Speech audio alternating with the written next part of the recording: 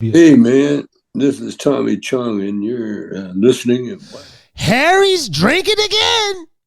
Yo. Back up in the building for another edition of the Harry's drinking again podcast. I'm your host, Harry Too Scary, aka Mr. Harris.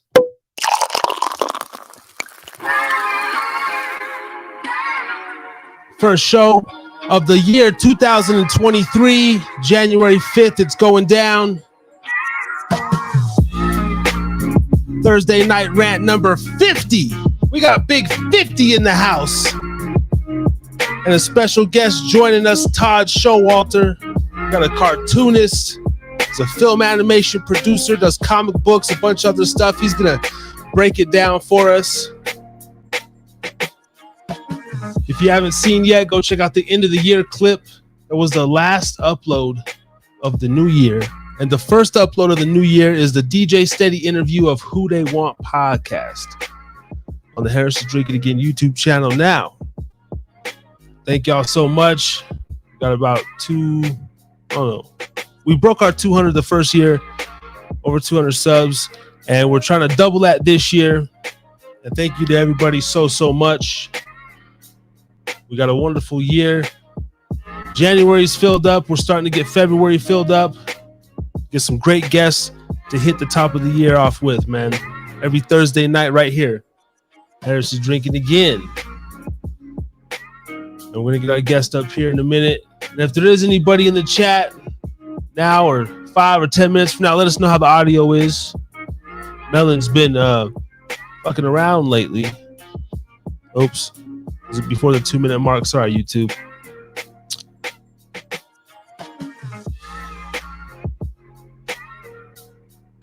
All right, now it's the 2-minute mark. Melon been fucking around, man. And it's pissing me off. I don't know if it's the live streaming services, if it's our weather out here. We're supposed to get like another foot of snow overnight. I don't know what's going on in the world. But nonetheless, it is going to be dope. Hit that one more time. Harry's drinking again. We're going to bring on our guest here. Like I said, Todd Schowalter. I have some stuff pulled up here of the gentleman. You can check him out on Twitter at GetTodd, as well as Todd Schowalter Productions. I had it pulled up here. Excuse me, guys. But he has a website that we're gonna put up on the screen here in a minute, and he's doing the damn thing, man. This guy right here is talented as hell. I don't have no writing ability, drawing ability whatsoever. So I'm definitely looking forward to this conversation and picking his brain and see how his whole career and all that came about.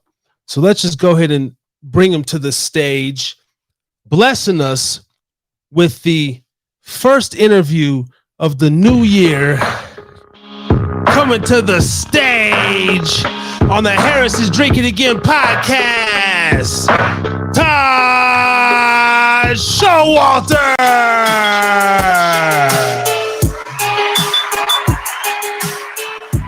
What's going on, buddy? How you doing? I'm doing good, sir. Thank you, man. How you doing, man? I'm doing fine. So far, so good. Good to be here. Thanks for having me on. You're getting a foot of snow, huh? I'm not sure if that's quite accurate, but it's supposed to snow between like 10 p.m. tonight and 2 p.m. tomorrow. So wow, that's horrible. We're getting dumped on up in the mountains like crazy. I'm in St. Louis. We have bullets here. So raining bullets, right? Yeah. Raining bullets. And I bet for a New Year's Eve, it's hard to decipher the gunshots from the fireworks, right? I mean, yeah, I just try to avoid that. Yeah. So. Are you born and raised in the Lou in Missouri, or is that just no? I was not. I was not. I was actually born in Texas. So okay. So born in Texas and moved around, and I went to school here though, and so I live here, and so yeah. All right, excellent. Here so far. And where in Colorado are you at? I'm in Utah currently. Okay. Oh, you're in Utah. Okay, I Yes, thought you were in Colorado. Okay, well, Utah's a beautiful state. it is, man. It's I'm originally from Nevada, born in Las Vegas, raised between Vegas and Reno, and Okay. then I spent some time on the border of Nevada and Utah in the little shitty town called West Windover, Nevada, and Hmm. that's what kind of led me here. You actually have to come to Salt Lake to do a lot of like shopping and stuff. The town's so small; it's got like one grocery store, and it's one of those deals. I got you. Okay.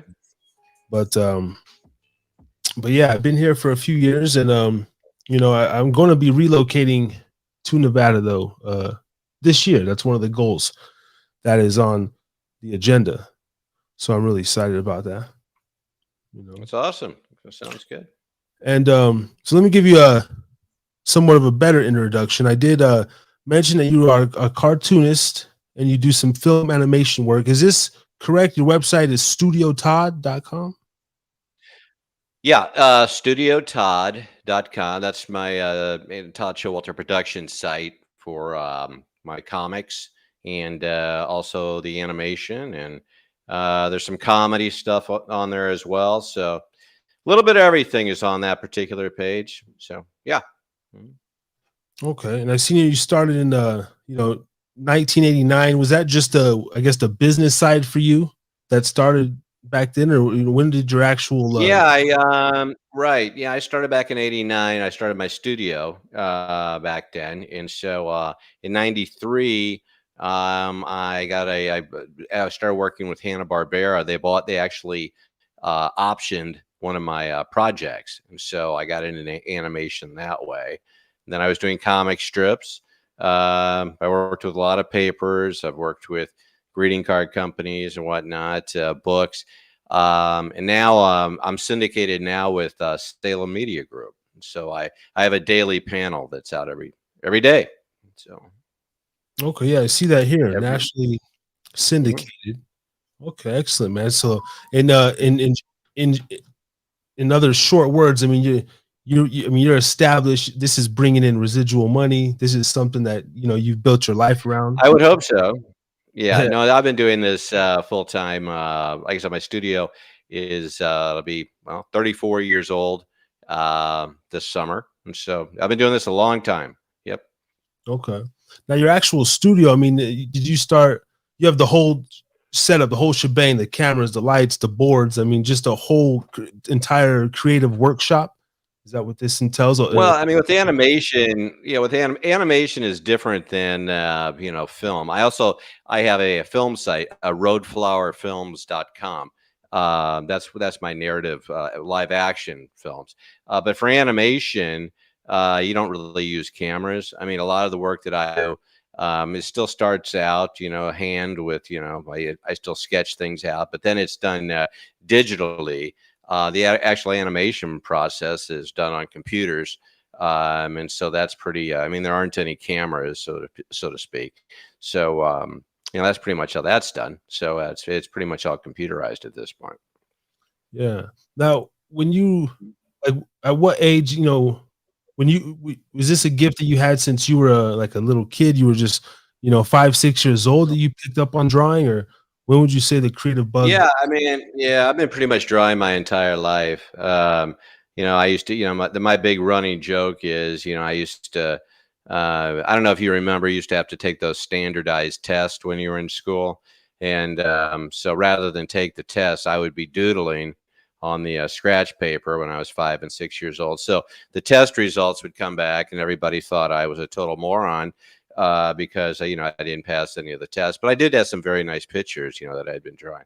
So yeah, to answer your question, I've been driving. Not, I'm sorry, I'm tired, buddy. I've been drawing since I was pretty much born. Wow. And what, like, was it around what age did you figure this is something you could do for a career? Well, I've been doing it, like I said, my whole life. I sold my first cartoon when I was 14 years old. I actually became, believe it or not, the staff editorial cartoonist for a newspaper. It was an African American paper here in St. Louis, and I was the only white guy on the staff, and I was actually just a white kid on the staff.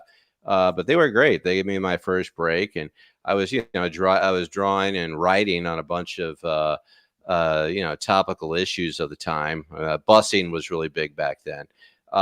So that's really when I got started. That's when I got my first paycheck. Was from that paper called the St. Louis Sentinel. From there, I did other work, and then, in college, I did I had a comic strip, and actually I had several comic strips in college, and then from there, I went on, and I eventually started my studio in '89. I worked as editorial cartoonist for a couple of papers. Started developing strips, started doing the animation work. And so just the one thing about cartooning is there's different facets of it. You can be doing either comic strips, greeting cards, animation, books. There are a lot of different areas of it. So, for a while there, I was kind of doing a variety of different types of cartooning.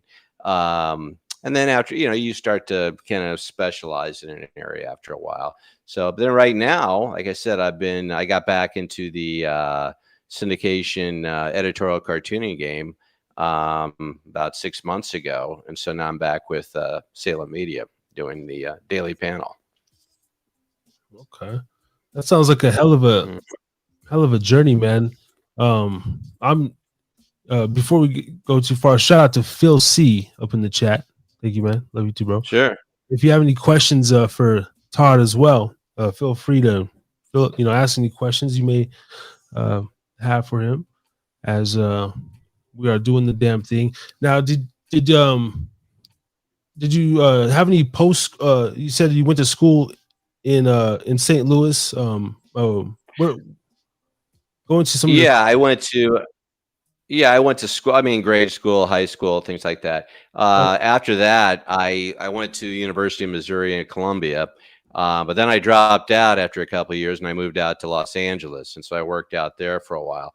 But then I came back to Missouri. I was the editorial cartoonist for a paper in Cape Girardeau, Missouri, which is south of St. Louis, and so I was working for a paper there. I ended up finishing my degree at the university there at the same time. And so, so as far as school goes, I went to University of Missouri, but I graduated from Southeast Missouri. Okay. Isn't that where Jerry Rice went to? Southeastern Missouri State, isn't it? Or one of those well, it is Southeast Missouri. A lot of people, Cedric and the Entertainer, he's from there. A lot of there have been a few people that have come out of Southeast. So yeah, I don't know where Jerry. I thought he was from an Arkansas school. I'm not sure, but I don't think he went to Southeast. Okay, we would have heard about that. Oh, okay, it's somebody else came from Southeast, a legendary, one of the Hall of Famers. There's been a few football players and stuff. Mm-hmm. Yeah. Now, other than you have your website. I see you're on Twitter. Are you doing all the social? Yeah, media I'm on at this point, and the Instagram. Yeah. I'm not, Twitter though. I mean, I really don't have much of a following on Twitter. I don't know. I talk to people that say, I've been on Twitter for like, a couple of days, and I have 8 billion followers. I've been doing Twitter. I don't know how long. I don't know if people are allergic to me or what. I just can't get a lot of followers on Twitter, and it could just be, that I don't use deodorant. No, I'm joking. But I don't know. I don't have a lot of followers on Twitter. I've got Facebook. I've got followers on there. There's, Instagram, I'm on all the major stuff, but I did get banned for life from that TikTok deal. And I don't even really care about TikTok because I just thought it would help me with the search engine. So I was putting my my cartoons on the old TikTok thing, right? And they make little movies or whatever the hell they do. And I do a lot of my cartoons, and I'm a conservative cartoonist, and so I make fun of Joe Biden because he's really easy to make fun of. And apparently TikTok doesn't like that. And they sent me a notice that I had been banned for life. So that's really one of the highlights to my career. Wow. Definitely the first person on this platform that has that sort of title. And I've only heard a few of the, really big people Yeah. and before. So congratulations. Well, I think maybe if I'd been putting on like a bikini and like twerking, maybe I could have stayed a little bit longer. But I think the fact that I was doing political cartoons that kind of went against what they believed in, that kind of shot that they got rid of me pretty quick. So if I do come back, okay, I'm going to wear a bikini and twerk. Hey, I would be interested in seeing that, man. I may do it. I may do it right now. I may do. We need some No, views, I'm man. not. This is a family show, isn't it? Yeah. I'm kidding. Just till about 9 p.m. and then all the kids have to go to bed. 9 p.m. Okay. Gotcha. I got you. Okay. Yeah. Sure. And I'm gonna share the screen now actually and put your Twitter, if that's okay, up on the screen so people can Oh, get sure. That's fair. to Yeah. get Okay. Well, these are some of the serious ones. Yeah, I do a lot of humor ones. These are more. These showcase some of their on-air people, and so. But yeah, if you dig a little deeper, there's some ones that are supposed to make you chuckle, but we'll see. Yeah, I love the just the top part, going in on Mr. Fauci. Yeah, and all sure. that sense, man. Yeah, it's just it. I mean, that's the one thing about doing cartoons is you're basically poking. That's I don't know who that is. That's a cute dog, but that's not mine. Okay. Yeah, I gotta I don't know click. who these people are. All right, I think I gotta click on. Oh, there I am. Okay, yeah, and so these are some of the. That's today's. Now you see this one with Joe where it looks like he's melting in hell. That wouldn't have flown on TikTok. So. Right. In fact, it wouldn't have flown on Twitter like 6 months ago, but because I couldn't do anything on Twitter either. But see, now these are some of the more. These are more of the panels that I do on a daily basis, or what you see there right now. So, and yeah. Salem Media Group, And they're a pretty big company, right? I've heard that name. Yeah, they're pretty big. Yeah, they have TV network, print, radio, pretty much everything. Yeah. So I'm excited to be with them. Yeah. Yeah. And so I don't know, this whole thing that we're going in, I call it the pandemic or whatever, but how, I mean, you're conservative or everything. We don't well, my co-host covers more of that side, but just in general, how has life been for you post everything? I mean, and just kind of how did you get along, man, in the whole thing? Are you a big like pro-masker, pro vax? I mean, just with society, how have you been? Well, yeah, I mean that's just it. I mean, what I do, I mean, and I don't make any bones about it. I mean, that's the kind of cartooning I do. I do political conservative cartoons. And I also, I host a podcast, and I don't bring politics into that per se. And I guest host on a talk radio station here in St. Louis, and so. But it also tends to be conservative. So most of the stuff that I do, actually about 200% of it is, conservative political. So that rubs some people wrong, but that's okay. Because I look at it. I don't know who your favorite sports team is, but like you may like a certain sports team, and I like the one that they compete against. And just because I like a team and you like a different team, that doesn't mean that we can't be friends. I mean, the thing that is weird. Should I call you Harris? Is that your name, Harris? Yeah. Is that Harris? Yeah. Okay. I mean, the thing that is weird is you got these people, right, that just because you think differently than they do, you can't be friends. And so it just doesn't make any sense. And so I don't act that way because I know a lot of really strong liberals and stuff that that's fine, just do your thing, but they despise me. Okay, so I don't really get that. So yeah, I'm the same way. I mean, I've never gotten into the politics, like a lot of titles and everything, but I pretty much get along with everybody, And Sure, you have to. I have my little vices. I would pretty much smoke. I didn't call out what I was drinking tonight. I'm still going in on this bottle of New Amsterdam vodka, by the way. Yeah, I don't drink. I don't drink. So you can drink for me. Yeah, I will, man. When's the last time that you have had a drink? Is that just something you just never? I quit drinking about like 4 years ago, and so yeah. But I'm 94 years old, so I mean it gets to be, I had to save some for everybody else. So so much on your kidney. Yeah, I got to take a step back here in a few years, man. I got about few more good years left in my 30s, and then I'm gonna start getting up there. So. Oh, there you go. So yeah, well, it's amazing. You wake up in the morning now, and you can remember what you did last Tuesday, and so it's got a lot of benefits to it. I like it. No, it's a better life. So, yeah. Anyway, but you go ahead and drink there for me. Oh, I absolutely will, man. No, that's something I do cover on this show a lot. Is just my own personal battle with drugs and sobriety. The Harris is drinking again. Kind of like an inside joke slash on my journey. Because it's not really drinking. The only alcohol we really promote is if I hold up what I'm drinking in these little this little rolling screen down here, but it's also a terminology that you could be drinking maybe in the future if I want to clean it up a little bit. I can get a damn juice company or a water company to maybe sponsor me, right? Or we're drinking the knowledge, or we're drinking truth, or there's so much that I kind of.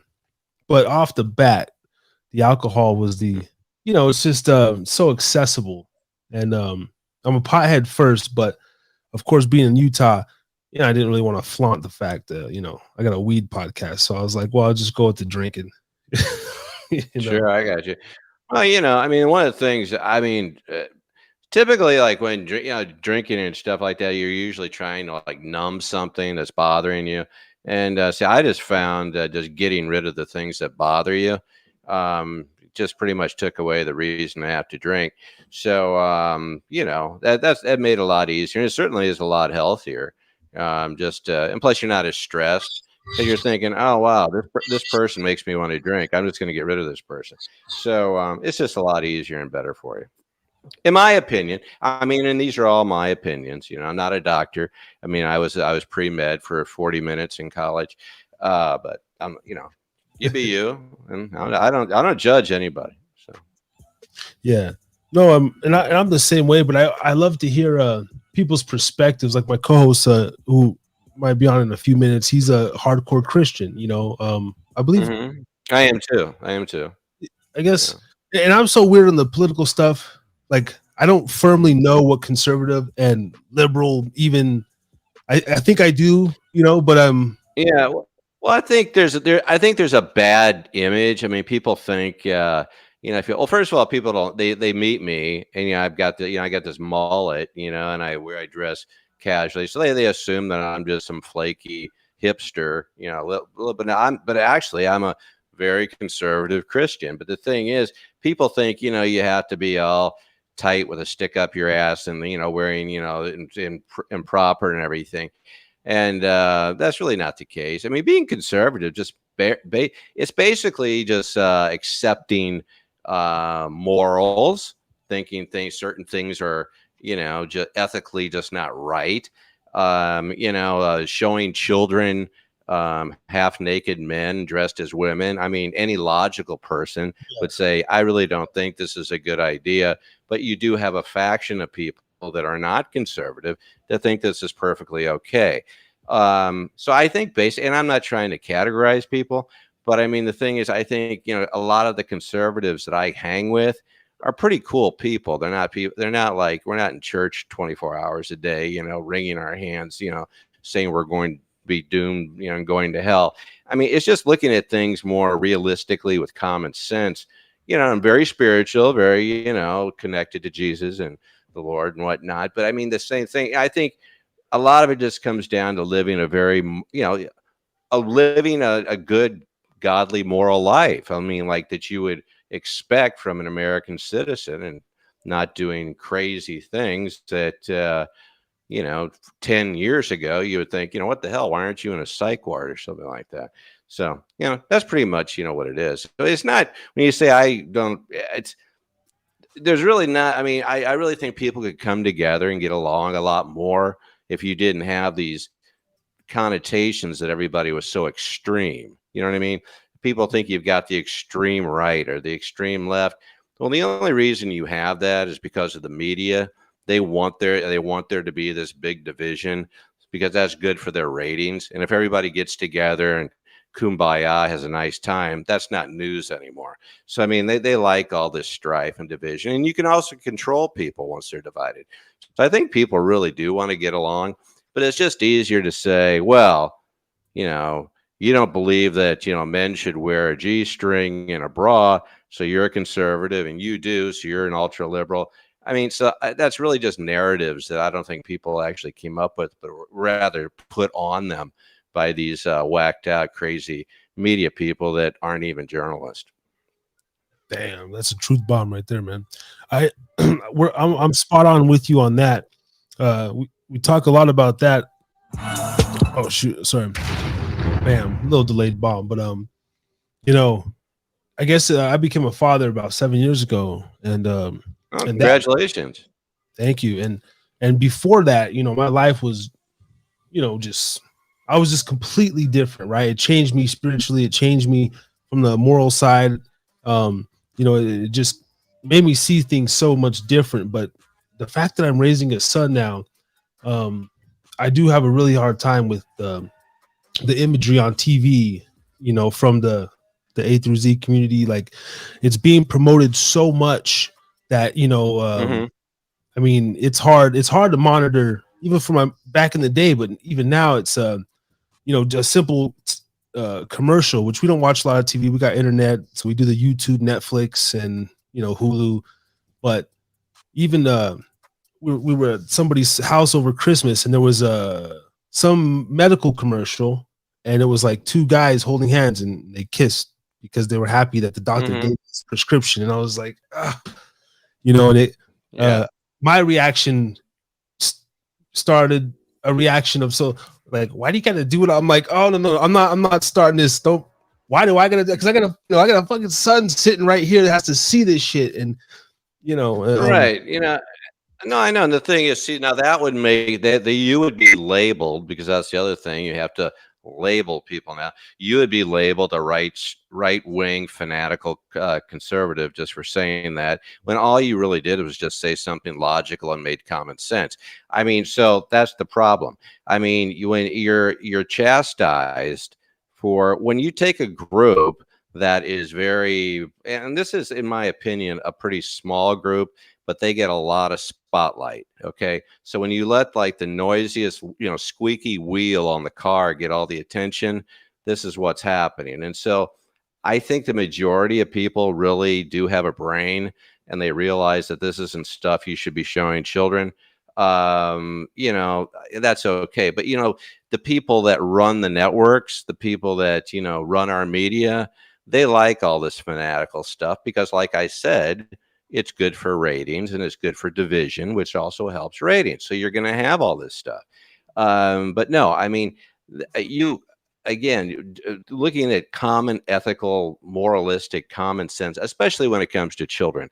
Like I said, I host a radio show every once in a while here in St. Louis. And I was talking about this last week, that I said, you can do whatever you want. Okay. I don't care. You can dress up like a purple Eskimo and be with a tiara and do anything you want. You can kiss your same sex animals, whatnot. But when you start expecting me to go along with what you're doing, just do your thing. Do your thing. I have no problem with what you do, but don't push it on me. But when you push it on my children, so now you got a problem, because now you're going to have to fight me. Okay. And nobody wants to fight me. And the thing is, if you would have just left that aspect out of it, all right, we could have been friends. But when they start bringing our children into it, now we're going to rumble, and so that's the problem I have. And the thing is, these people have to understand that you can keep pushing and you can keep pushing like a little child, but eventually, there are, there are effects to your actions. There's a cause and an effect. And when we start pushing back, it's not going to be pretty, especially when you brought our children into it. So just go do your own thing. I don't care what you do. Just don't drag me into it, and don't expect me to go along with it. But you be you. I don't care what you do, and especially don't get my children involved. Yeah. And most people I talk to, that's the biggest thing these days. It's like, hey, you're gonna, I don't necessarily want to live next to two gay men. I'll be honest, but like, I'm not gonna egg their house. I'm not gonna cause them no harm. It's just like I don't want to. No, of course no. I have a lot of gay friends. I mean, I have friends that like, because I work in performing arts. That's another thing. I've pretty much been banned from any professional groups that I used to belong to, because they're just not going along with this silly narrative that will eventually go away. You look at Dave Chappelle, you look at all these other people that are finally pushing back a little bit. Has to turn But around. yeah, I have no problem. And I've got friends that are gay. So what? I mean, I don't care. They don't run up to me and say, "Hey, Todd, guess what? I'm gay." And I say, "Well, thanks, Bob. I'm hetero." I mean, do people do that? No, these normal people just live their life and do their own thing. And I have no problem with that. I mean, I don't think any rational, reasonable person does. I don't care. But when you start, when you have this one faction of screamers that just want to take things to the next level, and almost make it perverse just for the sake of the shock value, and then expecting you to go along with it, that's a totally different thing. I mean, no, I mean, I'm not gay phobic, and I'm not a racist. I'm not anything. I get called that all the time. I get called a fascist. I get called a racist. I get called transphobic, all these things, all because I have nothing against anybody. I just live my life differently. So leave me alone. Let me live. I'm not hurting you. You're not hurting. I mean, just don't hurt me. I mean, we should be able to coexist. You know what I mean? But when Yeah. we start teaching our children certain things, there's things that I wouldn't, even if it involved heterosexuals. If you were in my, if you were your kid was in a classroom, and they brought in some guy and a woman and said, "Here, look, we're going to have them start doing it on the teacher's desk," I'd be just as offended by that Oh yeah. as if there was some homosexual thing going on. So it has nothing to do with sexuality. It has to do with these people, these children being children. You don't take children to a rated X movie either, do you? No, because there's standards. But apparently that's okay to do in the classroom now. So I mean, it's the lunatics are running the show now. The clowns are running the circus. But it's not going to last forever, because there's certain, so there's a breaking point. Yeah. I feel like it has to revert back to, the norm, the old normal, right? And most people that I think everybody comes across with, man, more people are, traditional in this country still, right? I mean, this is still an overall conservative country, and that holds on to those, trends and values. I think with some of the Z's and the millennials. I'm a Generation Y, the forgotten generation. Sure. Okay. I'm Uh, generation, I think, I don't know, like from the Revolutionary War. I think I'm Revolution Dinosaur or something. I don't know what I am, Dino but X. something like, yeah, yeah, there you go. But yeah, okay. See, I mean, you and I are a lot alike. Okay. I mean, and the only reason, I mean, you may like a different sports team, you may like different music, you may like different food, you may like all kinds of different things. But I mean, we're alike in that we both know, moralistically, like, okay, this is not something you should be showing a kid, or this isn't something I think, the majority or the masses would partake in. Let's not normalize it. And that's the other thing too. When you start trying to normalize things that are really just a minority, small faction, I think, of what most people, believe or do, then I mean, come on. I mean, you could take it to any extreme. I mean, you got people upset that over calling a manhole cover because it's gender shaming.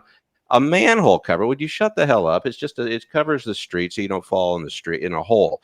And so, but because it's not a woman hole, or a Damn. woman hole sounds bad. That sounds bad. Because it's a manhole cover. But you know where I'm going with this. I didn't even hear that. Yeah, that's There's all kinds of, and these people. I mean, you ever have have you ever had a kid when you were in school that just had to whine and bitch about everything? I mean, and they always sat at that lunch table that nobody wanted to sit with them because they wanted to whine and bitch and pick their nose and do all kinds of stuff. And then most people grow up and then they do their thing and everybody gets along. But no, some of these people decided to be the whiny little kid at the lunch table, but now they have a camera in their face and we're supposed to all be like them. It doesn't work that way. So anyway. Yeah, everybody. I haven't gotten much sleep either. So that's the good and the bad on the with the whole internet and stuff, is like everybody has a voice, and it's it's this there has to be a cutoff though, man. Like, I'm not for censorship at all, but I almost think that I don't know if it's never going to happen, but we got to get to like a half a medium on this whole thing. Like, look, this stuff over here, we all got to agree that it's off limits. Something has to be agreed that it's off limits, whether like we all agree that the legal age in general, right? 18, whatever. So the normal ass man, even for myself, I don't want to mess with a 18, 19-year-old because I can't even take you to a fucking bar, right? I want to, 21, 22 and up. Right. But there's things that we generally can agree on. I think with internet and with this the gossip, the podcasts or whatnot, the politics. Do you ever think that we could get to a place like that? I don't know, just like certain things of normalcy. Yeah, well, yes, you can, and unfortunately, or fortunately, the way that you want to look at it, this is really for now the last medium we have. Fortunately, I'm backed by a group that allows me to express my opinion in cartoons and pay me for that. But besides having people that allow you to express yourself, the podcast and things, and webcast and whatnot, this is the last platform to really be able to go out and either express objectively or subjectively what's going on. The problem now, when I started out in cartooning, the papers that I worked with were family owned. Okay. Well, now you have your newspapers and your media and your television stations and most of your radio stations. They're owned by corporations. All right. And a lot of those corporations tend to be now very liberal. Okay. So when you have a very liberal, progressive, base, all right, you're going to insist that what you own, these networks, these media outlets, they do. They're not. I mean, they're not going to go out and promote stuff and say stuff. And I say promote because journalism is dead. I'm sorry. I mean, they're not going to do anything that goes against their own narrative. All right. So the only thing that we've got now, and the only way I think things are going to get back to more normal, as you were saying, is if this type of platform is allowed to grow. This social media, people say, look at the Twitter situation. People are all up in arms, not because anybody was being censored, but just because everybody was up in arms because another side got to express their opinion. Okay, I mean, you had one faction that was. I don't have a lot of followers there. I said on Twitter, but nothing I got. A lot of my stuff wouldn't even go out. I mean, it just wasn't allowed. It was censored, so to speak. So until we share opinions, and that's what makes us human beings. We're all different, and until we're all accepting that, and until we can understand that, you may think differently than I do, but we can still get along and be friends. I think you're going to have this strife until you see, more common sense voices actually have these type of platforms to show that there really is a reasonable voice out there. Because right now it's being squashed. I mean, they don't want you to know that. I mean, you say anything reasonable or halfway conservative, you're not going to go on a network, show or anything like that. You look at the Stephen Colbert show. What the hell is that? I remember when David Letterman and stuff. I don't even know what David Letterman was. If he was Democrat, Republican, I don't care. But now you got Stephen Colbert. I mean, that is the big. I used to like Stephen Colbert. I had his books when he was on that comedy show or whatnot. I trashed his books because that is the biggest. That show is the biggest piece of shit right now that he puts out. It's just a propaganda rag for the left. None of it's funny, and until people, and people have to understand too that people really don't give a shit what you think. Okay.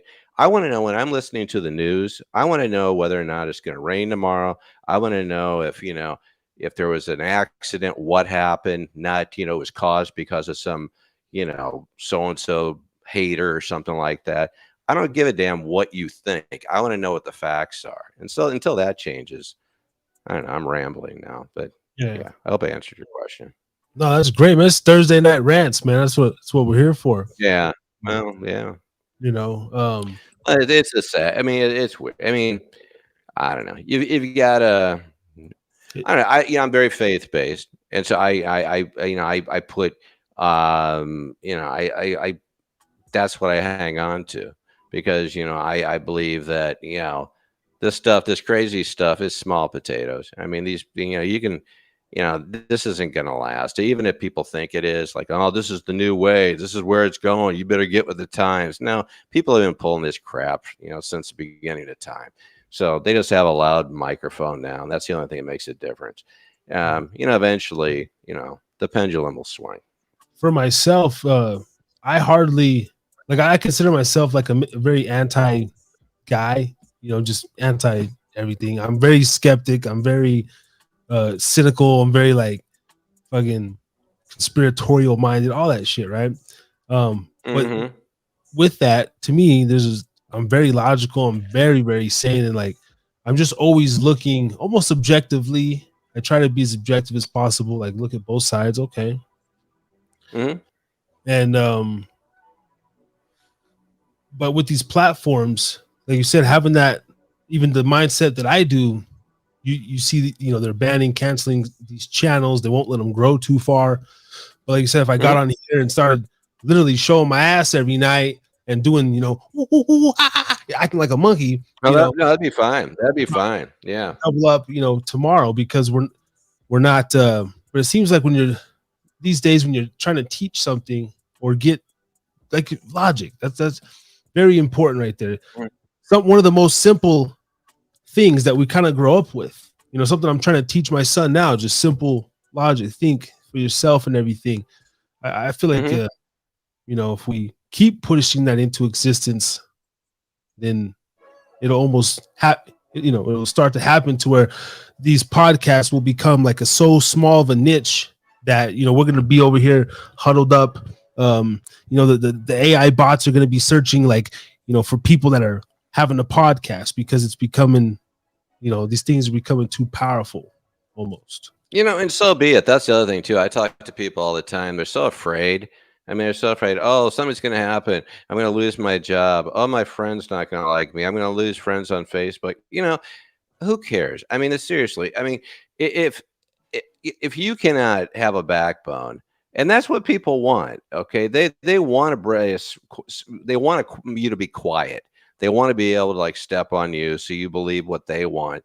And that's the other thing. Until people just say, look, this is bullshit. And this is my opinion. This is bullshit. Until, you're allowed to come out and just say, hey, this is what I believe. And if you don't like it, tough, then so be it. But that's the other, you've got, I've got this thing. I'm not trying to be crude, but you're either a patriot or you're a pussy. All right.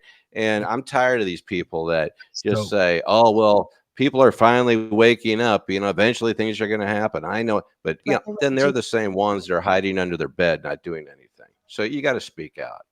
And you better speak out, because if you don't, it's just going to get worse. Either a patriot or a pussy. That's going to be a clip. That's going to be a snippet right there. There you go. I'll make a bumper sticker out of it. Todd says you're either a patriot or a pussy. There you go. That's true. And it's sad, right? Because they're trying to make. Wasn't there something a couple years ago, even the term patriot? They're trying to make that an anti-American term. because Of course they are. Of course they are. You know, I mean, it's so stupid. You've got these people. Well, you talk about the school that I went to, Southeast Missouri State. We were the Indians, okay? They had to get rid of the Indians because that Oh, hurt Indians' feelings. I don't think so. Now they're the Red Hawks, which is a cool name, but is that offensive to Red Hawks and birds now? I have no idea. But I right. mean, you know, you've got all this stupidity, but you got to listen to these stupid. You know, it's the stupider it is, the louder, the louder microphone they get. You know, and I'm gonna bring my co-host is ready to go. I want to get him on here so you guys can have a dialogue of a few minutes before we get you out of here. Because I think you guys are gonna, hit it off great and talk about Sure. your different perspectives. I Sure. stopped following sports years ago. You know, I don't really have a team. I grew up a Cowboys fan, Bulls fan. I did too. Yeah. I'm a '90s kid. I'm old school. Like I still, my favorite baseball player is still King Griffey Jr. and Frank Thomas. I don't know. It's just Right. Rick Yeah. Anderson. Great. Yeah. But when this whole thing of they're always gonna be the Washington Redskins. I don't give a damn. The football team, the Commanders. And it's like where do we stop? Because we're still calling the Cleveland Indians are still the Indians. I had a high school that was the Elko Indians. And then I hear people. It's like, well, what about the Duke Blue Devils? Why are we? They need to change their name from the Devils to the. It's just like, no, don't forget the Gamecocks. The Gamecocks. Okay, is that? I'm not gonna. That's okay. That's a bad joke. I was gonna say, is that offensive too? But then I cut myself. That's off. very offensive, man. And one thing I want to say, I was looking up movies to go see for my son. Why do we have a movie called Puss in Boots on Disney again? It's like I'm just looking at that like Pussy in Boots. Yeah. I'm like, I think that was a porn version. You make sure you take him to the right one. Pussy in Boots. I think that had Ginger Lynn in it back in the 80s. Yeah. So. Ginger Lynn, Kobe Ty. Yeah, that tell you we're dating ourselves now. But. No, I hear you. Yeah, but see, it's nice to talk to somebody that even if we're totally different, I mean, sounds like we're a lot alike.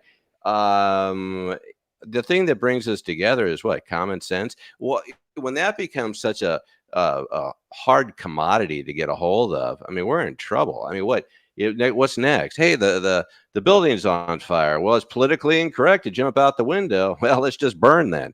I mean, that's what we're getting to. It's just stupid. It's just stupid stuff. And that goes, you can get me going on this whole vaccine and the masking and all that too. You got people like throwing, common sense out the window for that. And so it's all about control. It's all about the media narrative. And, it's your kids. I mean, thank God that you are teaching your kid how to, to think for himself or herself. I don't know if it's a boy or girl.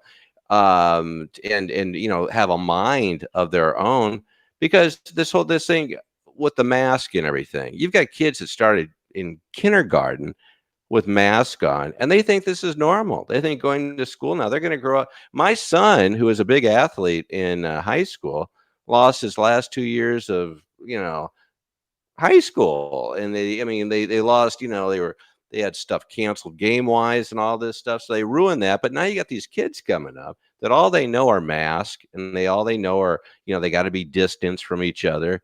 And that's all control. You do that to animals. You don't do that to children. And now they're going to grow up and you're going to have a whole generation that can be controlled. See, and in your very logical right mind saying that, there's some. That's the name of my show, by the way, Right Mind. So my podcast. So, yes, I'm sorry, I digress. Right Mind podcast. Yeah, in your right mind. There's people, we've all heard it. Like, we're not talking any conspiracy. This is just basic thing. Right from the get-go, I seen that shit was wrong. I told my son, this is not right. This is not okay. You do not have to wear that mask. I said, I don't care. I went and talked to the school. We had a really rough time. And I didn't get the jab. I don't give a damn. I still ain't gonna get it. It just there's neither did I. To me that it don't feel right. And I was ready to lose my employment, the whole nine. I mean, I was ready to just basically go live in a damn fucking trailer out in the sticks and just live off the grid. at this point. But let me bring my co-host in on here before it gets any too later. Coming to the stage for the first time of the year 2023, Brother Rage.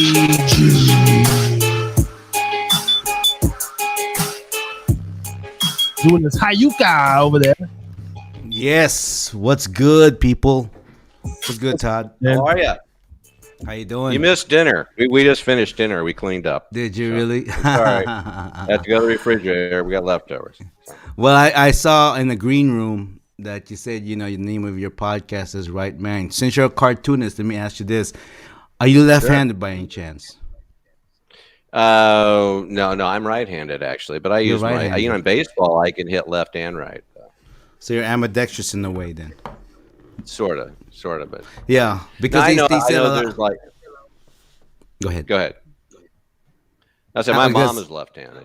Oh, your my wife is left-handed. And she always says, left-handed people are what did they say? Are always on the right mind or something like that. That's why when you brought that up, it kind of brought me up. But anyways, I just want to give props to you, man. You're still rocking the shag in the back there, man. Reminds me of no, it's the 1985. mullet. I brought man. the Still mullet rocking- back. Oh That's yeah, right. man. This is. I'll tell you, it's got its full, density. I'll tell you how this started. I had this mullet, okay, back in the 90s. Right. All right, seriously. And so before all this bullshit pandemic stuff started, I had really short hair. In fact, I saw some silly promo that you a picture of me that you used. I think that was my 7th grade school picture that you used. But I had like really short hair. But when this whole pandemic crap started, I said, well, I'm just not going to cut my hair because a lot of people are growing beards and stuff, and I don't grow a beard. Same here. I haven't gone through puberty yet. So, so I started growing my hair thinking it would last maybe a few days, a week, 2. Well, no, now the shit's been going on now for 3 years. So I can't cut it. Hey, man. So Shout out to gonna be done. Yeah. Just keep Shout out going. to the mullet, man. Short in the front, Mullet, party in man. the back, baby. Short in the Well, front, and party in the back. somebody gave me this coaster. Look at this. It says the Yeah. man, the myth, the mullet. So There you go. There you go. Yeah, there you go. so- Got that Joe Dirt look. Gotta love that. Gotta love that. Joe Dirt. That's Yeah. right. There you go. Yeah. I'm glad And you know like what? The thing is the fact that you still have hair, Todd. Hey, I'm Thank you. 55. Yeah. I'm rocking. I still got my hair, man. You gotta like cherish that stuff. You know what I mean? That's Like some of you these know, guys yeah, a lot of these guys that grew up in this whole modern hip hop stuff, they keep shaving. One day you're gonna lose that, bro. One day you're gonna lose that hair. You're gonna like, damn, I missed all that era, having the nice shave and everything. people that worry too much. I mean, those are the ones that lose their hair. I try not to worry about anything. So Me either, man. concern Life's myself. too short. People get stressed about the silliest things. So I'm like, don't. But let me ask you this. Yeah. You know what? Because me and Harris always talk about this, right? Now you're an artist. You're a cartoonist, and I tell you, you probably have the most subjective line of work because when you draw, they're gonna look at your stuff. Oh, that's politically incorrect and everything. However, you looking young. Me and Harris always talks about this because when you have some type of a ability, whether a creative ability, whether you can sing, whether you can play an instrument, whether you can draw, whether you can write, whether you can rap, whatever it is, athletic ability, Right. that's kind of like your extension to relieve yourself. Am I right with that? Well, I relieve myself a different way, but that was. I mean- that was a joke. That was a joke. You walked into it. Okay. Your creative ability. I know. If I'm stressed out, I go write a poem or something like that. Whatever. Yeah, well, that's true. Well, and I think, and here's the thing: a lot of people that I know that are really, they haven't aged very well. They're typically the people that have been like in a cubicle for like 20 or 30 years, and they hate their life, and they can't wait till they die and stuff like that. So I think I got a 401k. Yeah, you got your 401k and your minivan and all that neat stuff. Good for you. And but I think if you live just more of a fun life, you stay younger. That's just my opinion. No, you're right because that's how I'm living my life. People You take should. life too serious, man. I tell people I Yeah. live my day as if I'm already dead. Well, So that way, I I've been don't. to a lot of, I've had a lot of friends that have passed away in the last couple of years. And, you go to their funeral, and the thing is, you're thinking, this is it. They're not coming back. I mean, I bet you there was stuff Mm-hmm. they wish they had done. And so I figure, well, you only get one ride here. Why not just make the That's most right. of it? And so, Might as well make the most of it. have a Yep. fun. People say, oh, you got to grow up. You're immature. Why? I pay my bills. I take care of my family. Why? I can act like I'm 10 if I want. I'm Right. not. I don't want to act like a boring old guy. There is something Yeah. that is people that are young. I noticed that people that just really wake up. That's why I asked you earlier in the beginning something about just like you're living your purpose through your writings, through your art. Y- There has to be Right. something so magical about that, because I can imagine the feeling of myself if I was to able to pay the bills through podcasting and through my media company, and like the ideas that are in my brain. If I could wake up and it's like, holy Sure. shit, there's got to be just Yeah. so Well, you can. You can do it. I'm not going to be like Dr. Phil here, but you can do it. The problem is a lot of people, they quit too early. They find out. I mean, you can do stuff. I'll be honest with you. It's not easy. You got to put in all. It takes a lot of. You takes a lot of hard work. I just don't sit back and like let things happen. I mean, I got to get out there and hustle, and I've been hustling for 30 years, but I'm hustling at what I enjoy at. I'm working at making myself successful, not somebody I work for successful. And so people misunderstand that it's not going to be hard. And to go after what you want and what you're very passionate about, it's tough, but at the same time, you're enjoying it. So it's not a burden. It's just like something you see the results. But a lot of people I know, they just quit. Tenacity is everything. Grit. I mean, a lot of people I quit think too early. I think what it is too is that a lot of people, like I notice people quit on three different conditions. Number one, when their money is low, then they start panicking. I'll be the first one to admit that for myself. Sure, When the money sure. is low, oh my God, I'm gonna stop this because it's not working.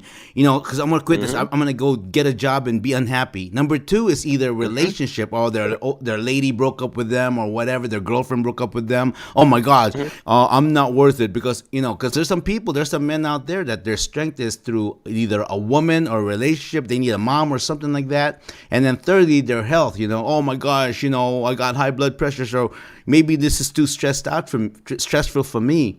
But I agree with you, Todd. You said that, you know what? Yeah, I'm going to suffer. And you know what, too? Me and Harris are that, success comes from consistency and Yep, tenacity. it does. It does. It does. It's like, and it's you look at Michael Jordan. You look at other athletes. I mean, how many free throws did Michael Jordan practice? And you got. I mean, I've heard stories about Tiger Woods still going to the driving range at 2:00 in the morning after he'd won the Masters. And so you got to still keep honing it. And I think one of the most important things that I learned was that you've got to listen. I try to tell my kids this too. Is rather than listen to your head, you have to listen to your heart. And a lot of times, people, they overthink and they say, "Well, I'm going to do something that's going to." Make me money so that I impress so and so, or so that people will have this image of me, and so I'm going to drive this car so that people will think I'm successful. When they're not really listening to what's in their heart, what they really want to do. If there was nobody there that they were trying to impress or trying to live up to or something like that, what would you really do in your heart? And when you start doing that, all that other webs go away.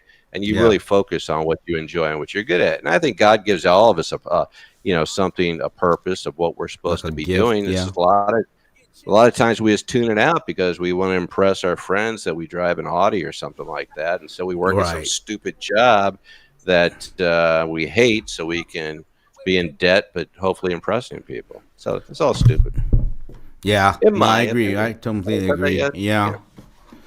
Now I came in a little late to the show, and I don't know if you guys discussed too. Is like, and if you don't mind, I don't know. I always ask people, like you being a cartoonist, what inspired you? Unless you already discussed this earlier, I just want to know what inspired you to become who you are today. Who was Todd, Schowalter in like say ninth grade or high school?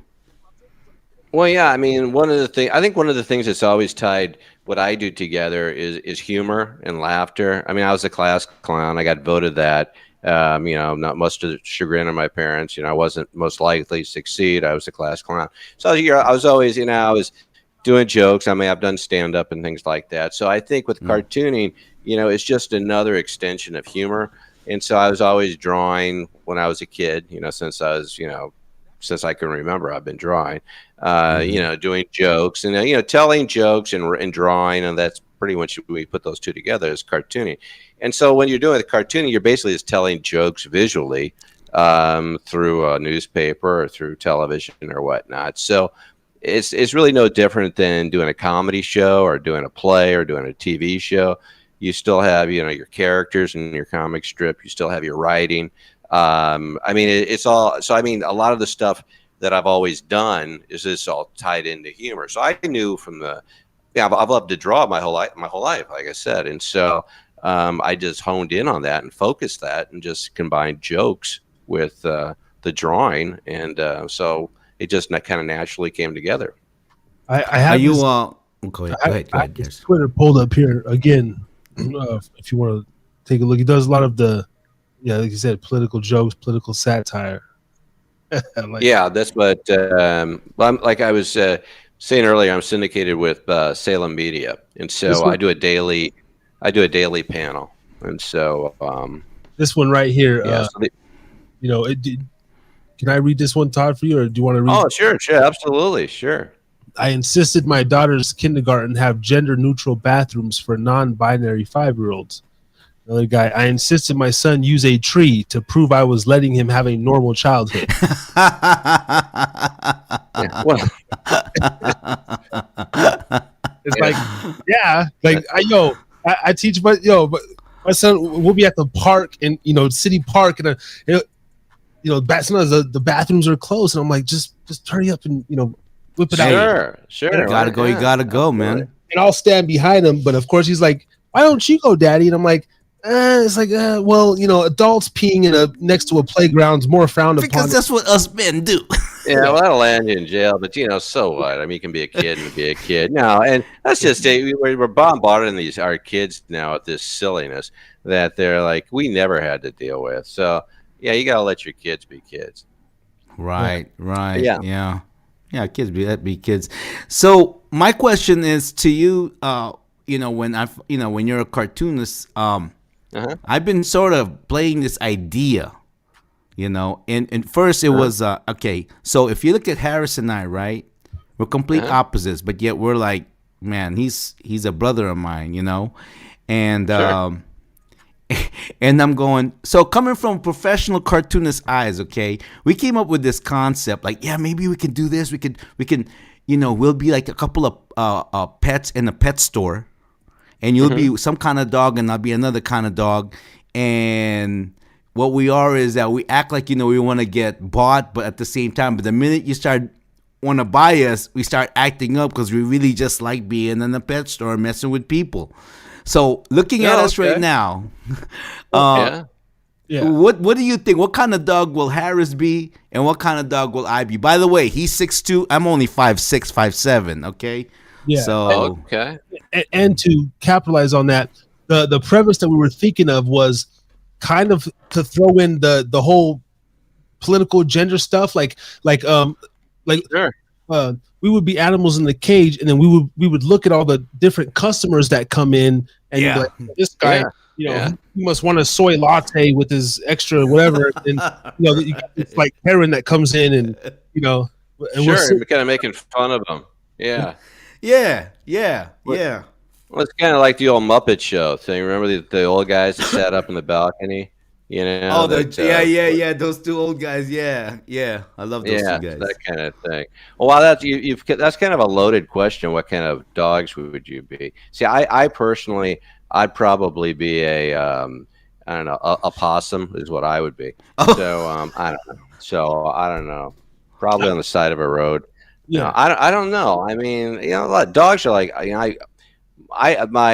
we watch my son's dog all the time, and he's like this mutt. He's a half Dotson, half Doberman Pinscher. Now I don't know how those two got together, but this dog, he's a great dog, but I wouldn't have wanted to see the mating cycle of that.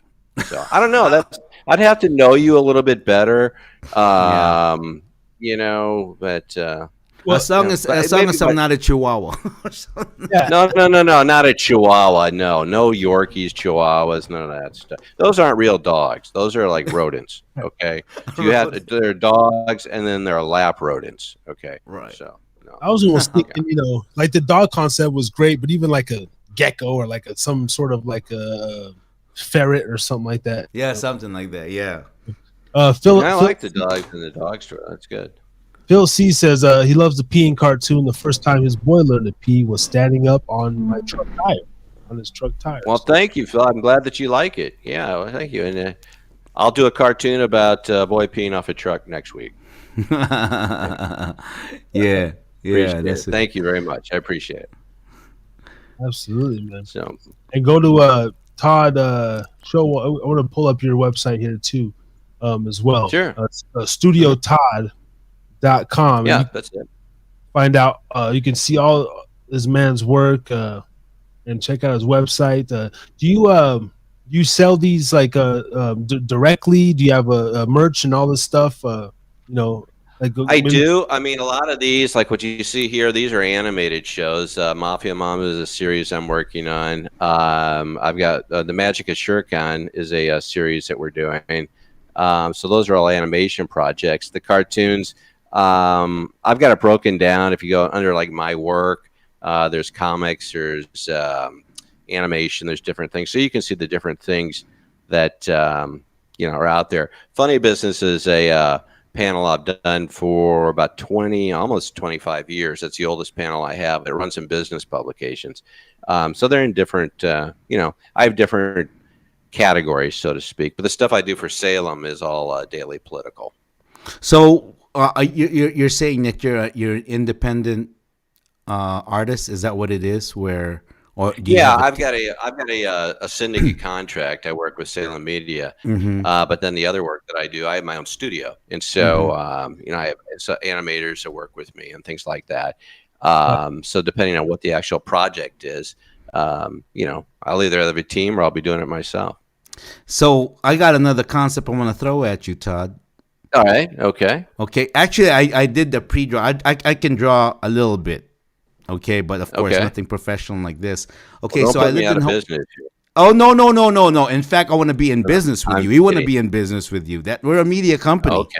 Okay. So you know, and you be in the show when Harris basically told me, I'm like, oh, okay. So I have this idea called Mokes and Stanton, right?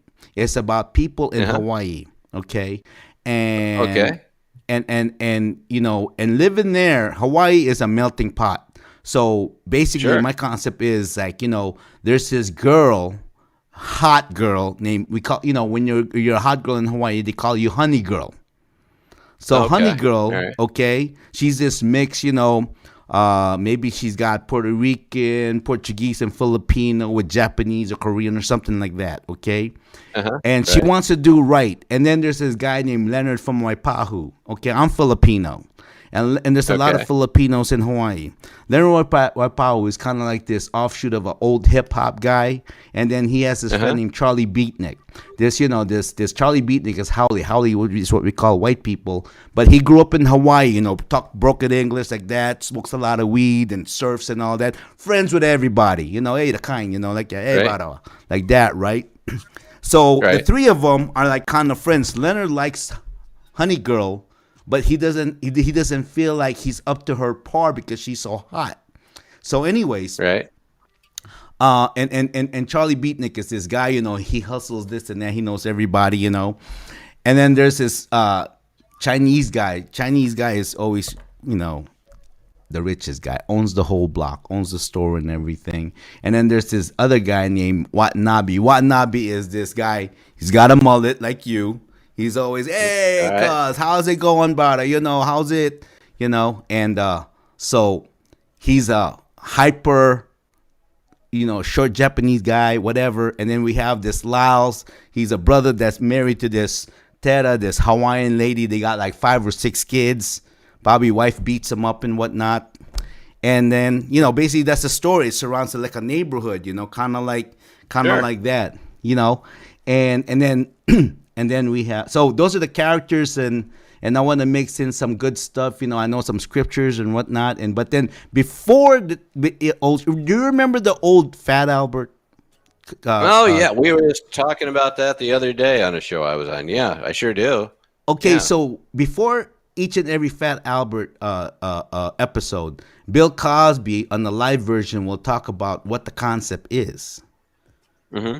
And so what I have is I've drawn this to like twin martial arts, like Shaolin, Kung Fu, and what they would do is they would like, why is my camera off, Harris? Is it my camera or did you turn me off? Not just your connection. Your Mike. Okay, hold on one second over here. Okay. Anyway, so in the beginning, I want to kind of like the Fat Albert to give a concept of what what they're, I'm sorry, of what they're trying to talk about in the episode, and Right. and it's gonna show this martial arts, little martial arts moves and everything, and then so you have an idea what it is. But anyways, I haven't been sitting on my stuff. I've written some scripts on it and everything. So I don't know. I don't know if you even want to check it out or something like that. It's a new concept. I've never I'll really check it seen out. that. Well, Yeah. Sure. and one of my questions is, let's say, obviously, your services are for hire. Like, say if me and Ray want to get an illustration of ourselves, like a cartoon. I mean, Yeah. do you also like freelance your services? Sort of deal of, say, hey, have you seen the JRE tunes? How sometimes like Joe Rogan will do, there'll be like 2 minutes Yeah. of a segment that's really funny, and he has some guy that does a cartoon of like just telling the story. Do you do Right. stuff like that for like individual folks, or do you? Yeah, I don't really like. I don't do like stuff like at Six Flags or Worlds of Fun. I don't sit there and draw caricatures. I did it when I was a kid. I really don't do too much of that. Like I'm not available for parties. I do balloon animals at parties. At no, I'm kidding. But I mean, I still every once in a while, because I do a lot of political caricatures and stuff. So I could probably help you guys out. So because you're Okay. nice guys and I like you, I could probably help. Thanks, Todd. So, Thanks, Todd. sure. Yeah. You bet. If we All could right, cool. a 2 minute, like a 2 minute, illustration. Like Brother Ray G and Harris, and like whatever. I'm Yeah. over drinking. I'm spilling shit. Maybe you got me in like a wife beater, and I'm like, spilling shit, whatever, and Sure. Whatever. Pretty much. I could. You're writing. You could be like a volcano or something. You're talking about Hawaii. Something So like- whatever yeah. you want. Whatever you want. So. that's Yeah, all. typically, I mean, because most of the stuff, like I do a lot of when it comes to custom work, like book illustrations, things like that. When it comes to if there's an author that wants, help on their book or things like that.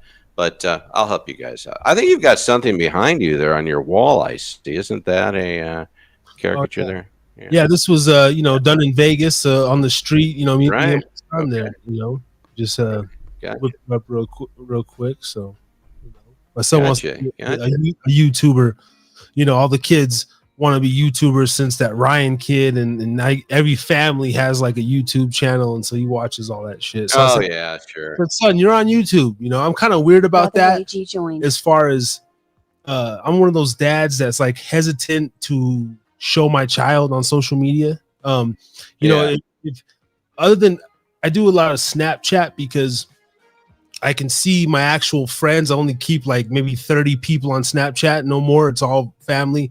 But if the outside world looking in, you'd think I wasn't even a dad or didn't love my kid because I don't post them anywhere. I just believe that my memories are my memories.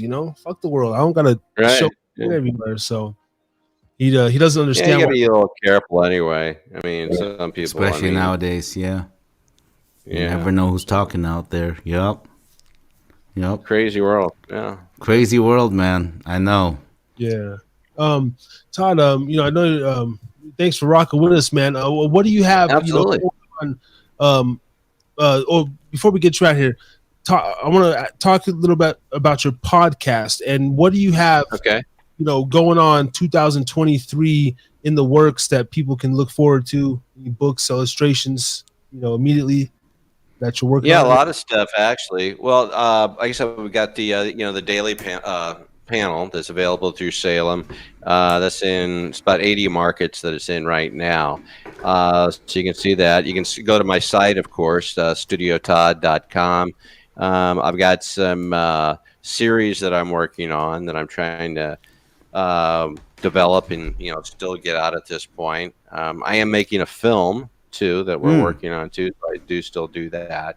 Hoping to do a little bit more stand-up this year because I did some of that last year.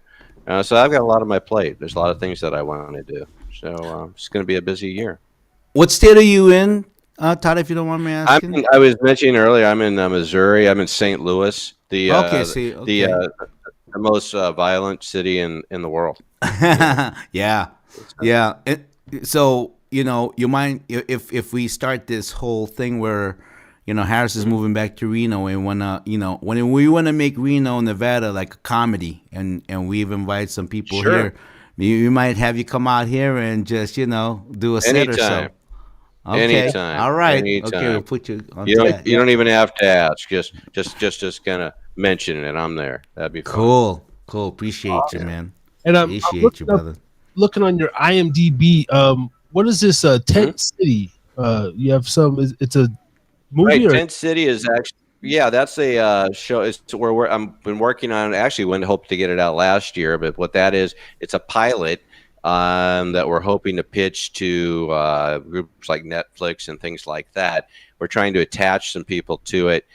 Basically, what it is, it's a comedy that takes place in a homeless camp, and so or like in a tent in a little homeless community. So it's not what you're watching right here. That's a short that was a couple of years ago that was out. That was 26.2. But Tent City, it's a comedy that we're hoping to pitch to some of the groups that involves an ensemble cast of homeless people that are funny. Are they actors or are they actually homeless people? That no, they're actors. They're actors. Oh, they're actors. Okay. Yeah. We're talking. Wow. I mentioned earlier I went to school with Cedric the Entertainer. I'm trying to get him for one of the parts, and so that's what we're working on right now. And so, this film here, that's actually my son that played a younger me, but this is 26.2 that did pretty well in some festivals and stuff. So, that was done in 2015, and so the one that we're doing now is called The Elevator. And so I had shorter hair in this. There it is. See, I didn't have the mullet then. Is that you right there? Okay. Yeah, that's a prior. Getting trim, getting the running on. I like that. You're a runner, huh, Todd? You're a runner? Yeah, I just got back into it. As a matter of fact, I got hurt, and so me but too. I'm back into it now. Yeah, I ran for like 30-something years. Then I was out for about 4 or 5 years, but now I'm back again. It feels great. Yeah. Now I'm a runner too. Now I'm a walker, mostly walking. Yeah, it's really good for you. Yeah, I know. I was doing a lot of walking when I was hurt, and I was listening to these audiobooks. I must have listened to like 64, or there's tons of them. So like I make the joke, I'm the human Google. I mean, you can ask me anything, and I pretty much can answer it. So I'd watch, I'd listen to these books that typically would be really boring to read. So that's the best thing about audiobooks is that all the ones you cannot bear to read, you read a page and you're asleep. Audiobooks is great. Yeah, right. Yeah. I'm a big audiobook listener myself, Todd. Yeah. Well, what were some of your inspirations growing up, just in the book world or in the film world? That you kind of. Wow. Well, I was in a play called "Play It Again, Sam" when I was younger, and that was about Humphrey Bogart, and I became a huge Humphrey Bogart fan. So I learned all about him, and I followed, a lot of the stuff he was doing. I think growing up, obviously with the comics, Charles Schultz, obviously, I got the chance to meet Charles Schultz and his wife at a convention I was at, several years ago.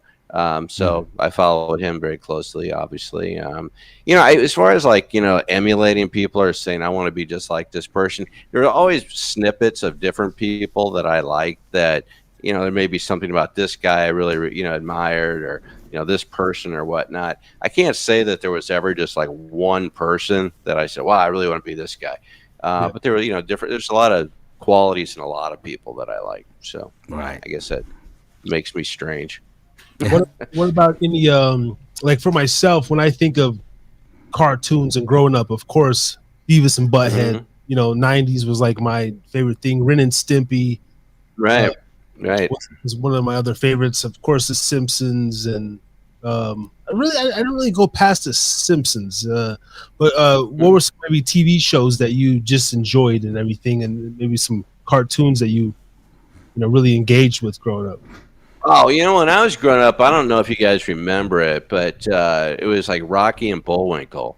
Okay. I remember That would that. be with the thing is, because that show is written for adults, okay, and that's kind of like The Simpsons. It was on in the morning for kids, but it had so much adult, and you could sell because something was really quirky about it. But now you can still watch that stuff now with Natasha and Boris, the Russian spy, and all that. Yes. And so Yes. they would have this adult content in this kids cartoon every morning, and it was just I even back then they were just like little shorts that made up the whole show. So that was probably my favorite, just because it was just so off the wall and cerebral, as I like to say. It wasn't just some dumb thing where you're looking at a talking bear for half an hour. So yeah, so that's probably my favorite. But there's different things. You mentioned The Simpsons. I mean, Mac Groening, when he started one of the papers that I was working with back in, I was a cartoonist for a paper in the early 90s.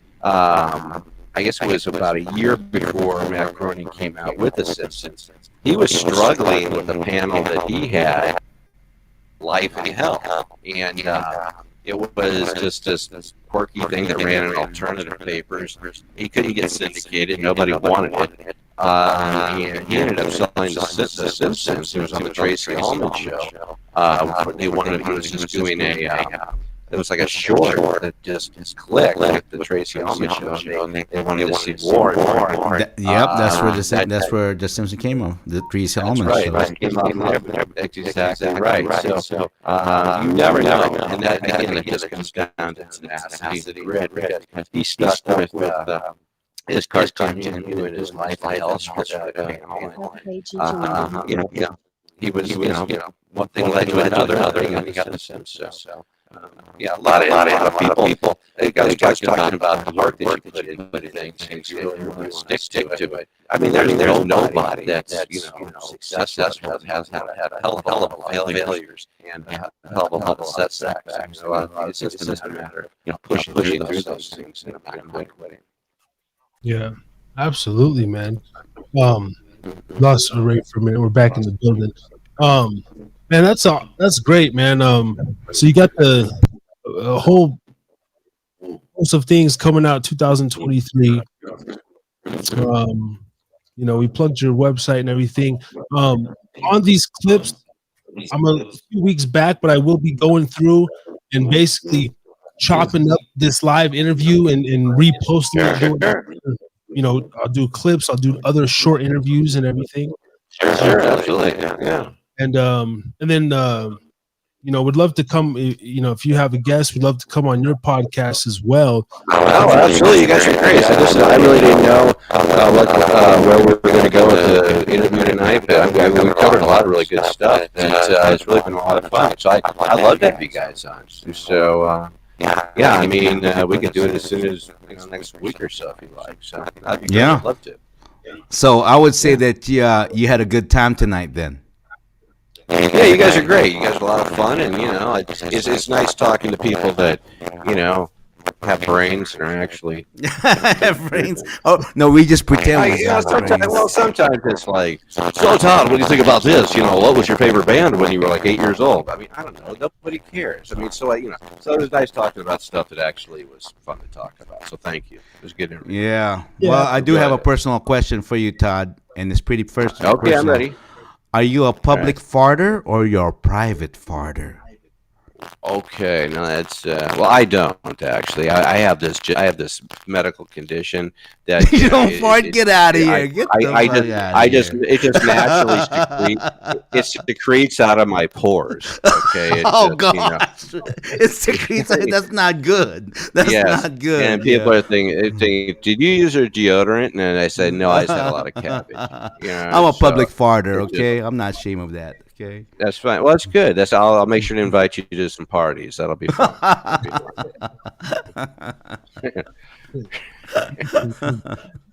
Okay, I gotta write that one down so I can make sure that There you go. Yeah, yeah. Tell the people when you do your set. I met these two crazy guys. And Sure. they asked me Yeah. my private. Yeah. Right. And Well, I'm actually when I get on elevators, I'm just going to turn and ask people that total strangers at the grocery store or whatnot. That's going to be my go-to question now. Oh man, yeah. we just shoot from the hip over here. I consider Harris's drinking like a virtual pub. That's what I'm dubbing it. It's like that. It's your local Got it. where you come in. We got a little jukebox in the back going. Pour up a drink or drink your water, and we just hang out. We like to cover the guests, but then I felt we got into some outside of the career type questions. We just hang out and we cover. No, it was a lot of fun. I enjoyed it. I really did. I'm glad you I had a did, good man. time. I'm glad Thank you did. Yeah. Yeah, and we'd definitely like to even have you come back on later in the year, Brother Ray. This man, he's conservative. He's a Christian man. And Sure. and we covered why we're so different. We got a lot of the same. We're so similar. We have a lot of the same. We like to smoke weed. I mean, I'm a Christian and like to Yeah. smoke weed. There you go. It's like, well, you like my son smokes weed, so there you Yeah. go. So. And Todd's not for making little boys into girls and Yeah, I'm not into that vice either. versa. Yeah. Yeah, but each their own. Just not, Oh, just actually, leave the we- kids alone. we should give them that skit that one set when that transgender interrupted our show and how we went into that rant. That would be a good animated thing because we went off, Todd. We went off on this person in a good way. They interrupted Sure. our Yeah. show.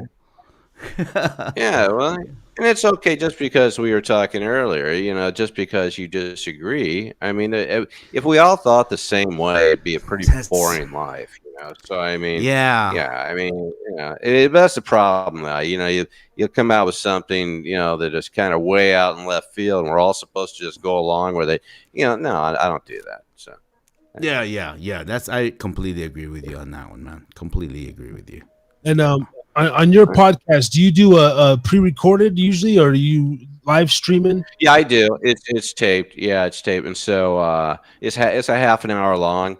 And tomorrow, I actually am having on. We're talking about his name is Rich Rubino. He's a political analyst. We're talking about this whole thing that's going on in the House of Representatives as far as they with can't McCarthy. elect a speaker. Yeah, With- we're gonna see yeah. what the hell's going on with that. I know. And the swamp. that should be a good. But I've got all kinds of wacky people. I mean, I'll have somebody like him on, and then I'll go to somebody that raises salamanders and eats them. So I mean, you never know what you're going to get. You never know what you're going to get. So. That's awesome. And that It's just all out there. People that date their grandmother. I don't know. It's crazy. well, we cover incest on here as well. No, Yeah, right. Are you But on? they're salamanders. Are you on all platforms as well? Yeah, I sure am. Yep, on all of them. Apple, Spotify. It's just Right Mind with Todd Schowalter. And so, So I've got my beautiful studio that you people marvel at. That's totally fake. And so through the beauty of Photoshop, you can see my live network studio. If you go to Right Mind podcast, it's a beautiful studio. It's all fake. And so, Yeah, that's okay. That's man. it. Yeah. No one's gonna That's, tell. Yeah. All right. Before we do get you out of here, can we possibly get you to do hey, this is Todd Showalter. You're listening to the Harris absolutely. podcast. The first drop of the year. I'm going to put that on the clips. Yes. Sure. Okay. The Harris is Drinking Again podcast. Okay. Right. Just tell me when. All right. Hi, everybody. This is Todd Show. What? Oh, what was it? In 3, 2, 1. Hi, everybody. I'm Todd Schowalter. You're listening and watching the Harris is Drinking Again podcast. Stick around for a good time and have a great 2023. Yes, Todd. That is awesome. That's gonna be a drop. First one. That works, man. That work. And I already asked you if you had a good time hanging out with a couple of guys over here. Couple gorillas. We had a great time. We're gorillas, man. Yeah, man. Looking forward to that, brother. Well, I wish you guys a lot of luck. It was a lot of fun, and so you guys are a good team. Appreciate and, All right, guys. Well, I said earlier I haven't slept in like 4 days, so I'm going to go sleep now. But thanks for having me. Thank you, Todd. Thank you. Appreciate it, man. Have a good 2023. We'll talk to you soon. You got it, guys. I know. Okay. Have a good one. Get some sleep. Yeah. Yes, sir. Todd Schowalter, everybody up in the building. First guest of 2023. 2023. First guest, y'all. Another comedian that we have, and the cartoonist, and someone we licked him. Man, go check out studiotodd.com. Yes. This man right here, this is some of his work. He's got a bunch of his shorts on YouTube, looks like. You type in Todd Schowalter Productions on YouTube. He's got a whole bunch of shorts, animations, his contact information. And oh, man. And, man, he's got a bunch of shit. Now my screen's froze for whatever reason. He's also on IMDb. And you can catch him at Studio Todd 1 on YouTube. Studio Todd 1. Todd Schowalter Productions. Todd Schowalter Productions. Yes. Our first cartoonist and whoa. I almost clicked the fucking end stream button. Hold on. Bam. Oh, wow. Almost ended the show. Hey, I gotta respect the man for rocking the mullet, man. The mullet. Short on the front and party in the back, man. Gotta respect that. It's gonna come back, man. It's gonna come back. I was almost gonna say, hey man, are you sure, man, those aren't hair plugs? Because he had a nice. Yeah, man. Yeah, man. The dude's got do. I mean, I'm over here like, you know what? Hold on, but he's got a full set head of hair, man. That's cool, man. I respect that. He's an artist and everything. So now that it's just you and me, brother. Harry's drinking again on the Thursday night rant.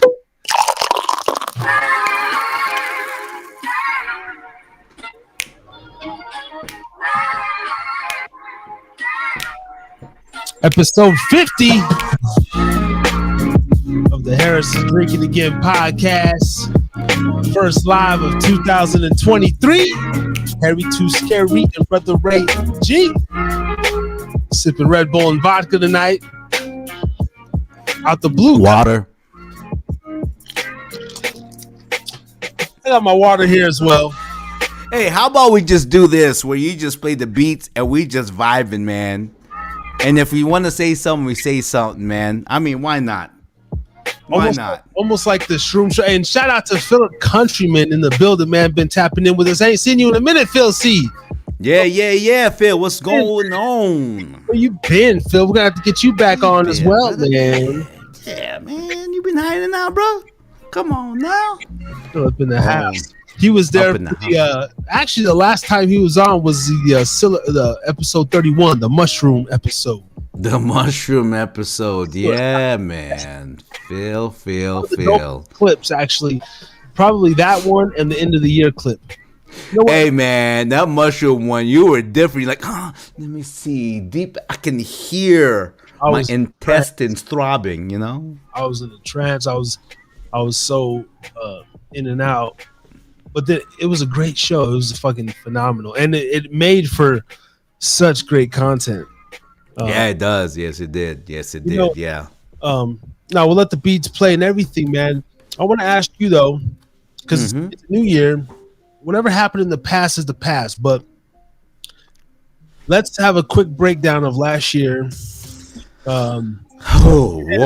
Actually, okay. So our 52nd episode is not till for 2 weeks, and I'm just gonna let the cat out the bag. We got Tommy fucking Chong. We got Tommy Chong, people, for the 1 year anniversary show. For the 1 year. The legendary Tommy Chong. And next week, hold on, I'm gonna have to put that on the screen too. Next week, man, I got a fucking heavy hitter coming to the stage. I'm talking about legendary mob, a legit mob boss, an actor. He played in The Godfather, and this man claims, you know. Oh yeah. This man claims to have slept with Marilyn Monroe. He has involvement in the JFK murder. Oh man, it's gonna be a juicy interview. Let me go ahead and see even the Tourette's is kicking. I'm so excited. But let me go ahead and share my screen real quick. But I want to run down last year's show. But next week, Gianni Russo. Type in Gianni Russo on YouTube. He's on Vlad TV. He's been on Valuetainment. You can see his last interview a couple years ago has 2.4 million views on Vlad TV. You know, he's been in The Godfather, like I said. Old timer, man. He's like 80 years old. He played Carlo Rizzo in The Godfather, and a fucking legend, man. I mean, this dude has stories on stories. He's killed people. He's like a legit killer. Gianni Russo, J. Edgar Hoover was gay. Howard Hughes was bisexual. CIA killed him. This is what this man's claiming. So next week, you're saying that Howard Hughes is gay, or I know J. Edgar Hoover was gay because saying Howard Hughes was bisexual. Bisexual. CIA killed him. It, and the CIA killed him. You know, he claims to sleeping with Marilyn Monroe when he was 16. She was 28. He was Gianni Russo on having a role in the mafia killing JFK. Wow. I mean, this dude, you know, he calls Frank Collada a piece of shit. You know, a lot of people have mixed feelings about this gentleman, but he's going to be on the Harris's motherfucking Drinking Again podcast. Man, he's going to be in the house. He's going to be in the house. He's going to be dropping stories about fucking the Pablo Escobar family. I guess he was kidnapped by Pablo Escobar's, and then he killed one of the Escobar family members. And it's insane. This dude's stories is like, he's partied with every fucking buddy in the industry. He's fucked every girl in the goddamn Hollywood, and he's still banging bitches at 80 years old. I want to know, aside from all of that stuff, I'm just so fascinated the way, you know, the Cosa Nostra, the organization I was from, because I'm all about, you know, running businesses. I'm not talking mom and pop. I'm talking like a large organization, organized stuff, which I'm learning how to do now, you know, and it's just beyond, you know, we only see the end part. I'm in the cusp of, like, right in between of running an organization here in Nevada, and I'm so fortunate that we're able to have these people on the show, because I'm taking every nook and cranny I can get, every nugget, wisdom or whatever. And I know the same answer, you know, just keep doing it. But you know what? There's a certain style Mario Russo. Gianni Russo. Yeah. That's a perfect example of a man having style and not following fashion, man. That's how we gotta be, bro. Like, we should be the one creating the style, not fashion. No, fashion is like, no, style. You gotta have style, crispiness, man. And the man is crispy. He is crispy. He wears suits still, wakes up 80 years old. So that's what's going on the first couple weeks of the year. We started out tonight with Todd Schowalter, Gianni Russo. We got Tommy Chong. Yes. We got a couple big more guests coming after these guys. But I'm gonna digress there. Some heavy hitters, but before we go into that, based on our last year, you know, overall. By the way, I started the official channel January 3rd of last year. It's now January 5th. My first upload was January 6th of last year. So tomorrow will be the official 1 year anniversary of the channel. Mm-hmm. But the first live, the 1 year anniversary of the lives will be January 19th. Okay. So we got 203 subscribers. Just overall, man. Come on, people, help us get that number up. More likes, more subscriptions. Come on, man, because man, if you know anyone out, I want to just give a quick plug, bro, if you don't mind. Go ahead. And I'm gonna look straight onto the camera. Party people. Now I'm looking at you straight in the eye right now. All of you guys who subscribing to Harris is Drinking Again. Now you know the quality of our show. There are times when it feels like we kick you in the teeth, but at the same time, there are times when we feel like we're just hugging you and kissing you all over. That's how we do it. Okay, that's how we do it, and that's the great dichotomy of the show, is that we want to keep it pure, we want to keep it simple, and we want to keep it real. So I'm asking you, if you would please let everyone know about Harris is Drinking Again. And pretty soon, coming right up here this year, Talk, Teach, Truth. Completely opposite. But in terms of the heart and the spirit, pretty much the same. If you understand what I'm talking about. We need your subscription. And we need your likes. And please comment. We want to know what you're thinking about us and everything. Yeah. Anyways, that's what I have. I have right there. That's a good segue, because that's something I wanted to mention. I'm going to be dropping a PSA in probably this next week. You gave a little speech. I'm gonna give a little speech. I'm gonna blend the two videos together. But I would like to see a little bit more engagement as far as the chat, and the comments in the video. If you don't like it, let us know. We got the thickest skin in the game, so don't. Oh my God. About if the audio's low, the audio sucked, or whatever the fuck it is. Hey, that guest. That's why I ain't got no wrinkles. Yeah, my skin is so thick. That guest was boring, or Harris, you stuttered too much, or Brother Ray, you talked too much. It was too much about religion, or exactly. Let me know. We're trying to really gauge the listenership, and then because we're doing this for ourselves, but really not. We're here. It's much bigger than ourselves, but now that we have a way bigger, somewhat of a supporting audience that's growing, we really want to. Now we have guests every week. We're in a network now. I got a publicist and a booking agent, and so that's how we're getting a lot of these guests. And we're really making a name for ourselves in the podcasting world. And so going forward, I want this to be a platform to where the guests come on, and I can, almost guarantee them some engagement as well. Like, hey, we're gonna have a couple of people, comment and this and that. And you know what, too? Since you're moving back to Reno, just like I moved back to Reno, there's something about this place. I know everybody been through here, but we get overshadowed by Vegas. But there's something special about Reno. You know what I mean? There's a culture here, and that's why I truly believe that if a true artist, it's kind of like I'm from Northern California, and there's LA, but. Harry's drinking again. The juice is coming from north, and here in Reno, man, I tell you what, people here are great. The weather here is it's great. The scenery and whatnot is great, and we want to bring something to Reno. We don't want to just make Nevada to be the gambling place. I mean, if you're just a gambler, come on, man. There's more to it, because we have big things going on over here. We have a media company. Yeah, I would say just a lot of conventions in Reno. Reno's a place similar to Salt Lake and vice versa. Family oriented. I mean, Hot August Nights, the Rib Cook-Off, the air show, the hot air balloon races, the hot air balloon, festival, I mean, that's just to name a few. There's always just to name a few community events, always concerts. They have the Santa Crawl every year on Virginia Street. It's super duper fucking dope. Let's not even forget.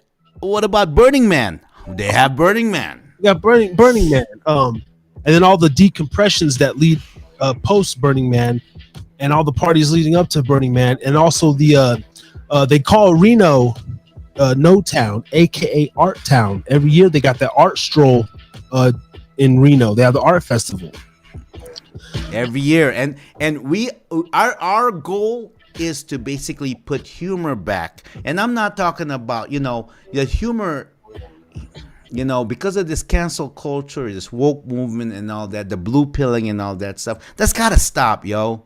Because we have to be human again. That's why comedy, personally, for me, I'm just talking about for me, I want to bring it back to Reno, man. We're going to open a lot of venues over here and bring back the comedy, bring back the laughter over here, man. We need to laugh, people. We need to laugh. 2 years, we've been all locked down and everything. We need to laugh again. We need to laugh at ourselves. We need to laugh. We need to laugh, period. Laugh and dance. That's all I got to say. Laugh and dance, y'all. That's what me and Harris have been talking about day in and day out. Every single time, me and this man, we have our own morning, top of the morning ritual. He'll give me his message and I'll give him my message, and all day long we do that. Drop each other's voice, voice messages and everything, because we're sharpening each other and we're just trying to get this show to a level of like, wait a minute, these guys, they're really putting in the work. We are.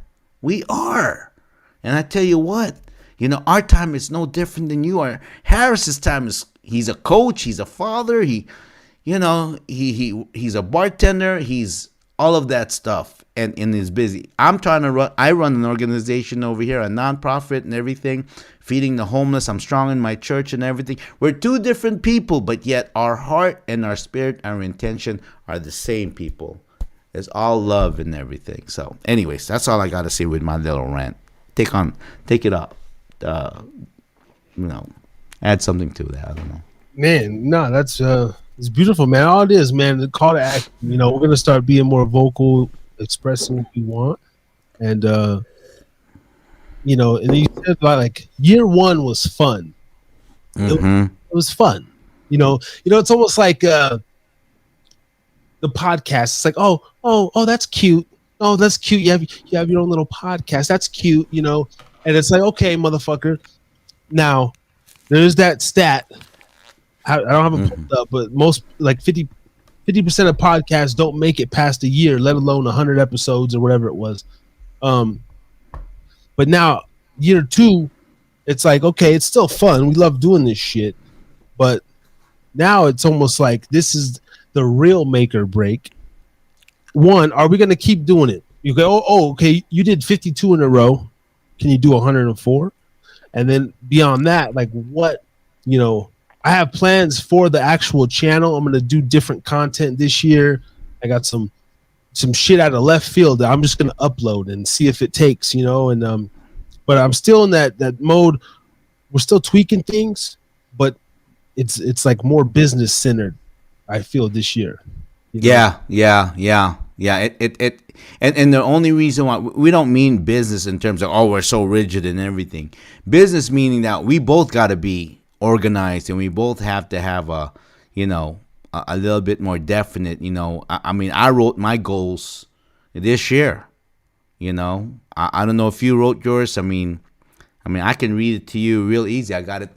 In fact, I got it up top. I got it right here, right next to me, so I see it every day. And so that doesn't work and everything. Well, it probably doesn't work or does not. But if it helps you, get you to wake up every morning, to because we're not gonna all wake up the same each and every morning, but every single time, I read it, I'm getting okay. I wrote it. Now I got to do it.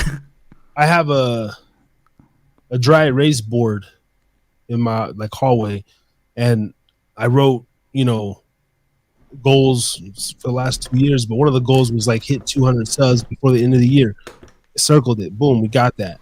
All the ones was just dealing with the podcast, different personal life, but there's something to that when you wake up and you see something. I have a sign in my bathroom that says take pride in how far you have come, but have faith in how far you can go, or something like that. Right. But I look at that every day, and I've came a long way, especially since coming to Utah and everything. And that's kind of like a mantra that I look at and read every morning. Yeah, it does something when you write it and you read it every day. And then, see, I like to keep myself accountable. I'm always kicking myself in the ass. That's just how I roll. I'm really hard on myself, you know? And, like, my discipline has to be, because I know me. So, with that being said, I want to share with you on the air today the 7 general goals I have. You mind if I read it? Yeah, let's go. All right, here we go. Number 1, be a wealthy man. People say, okay, specify that. I'm not going to specify it.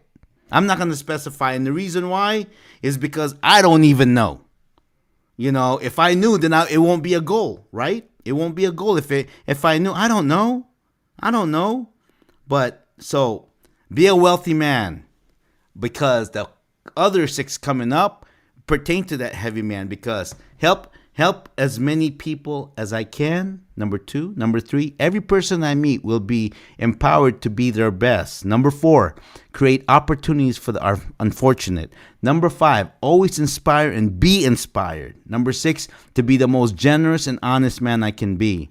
Number 7, to be a blessing to everybody.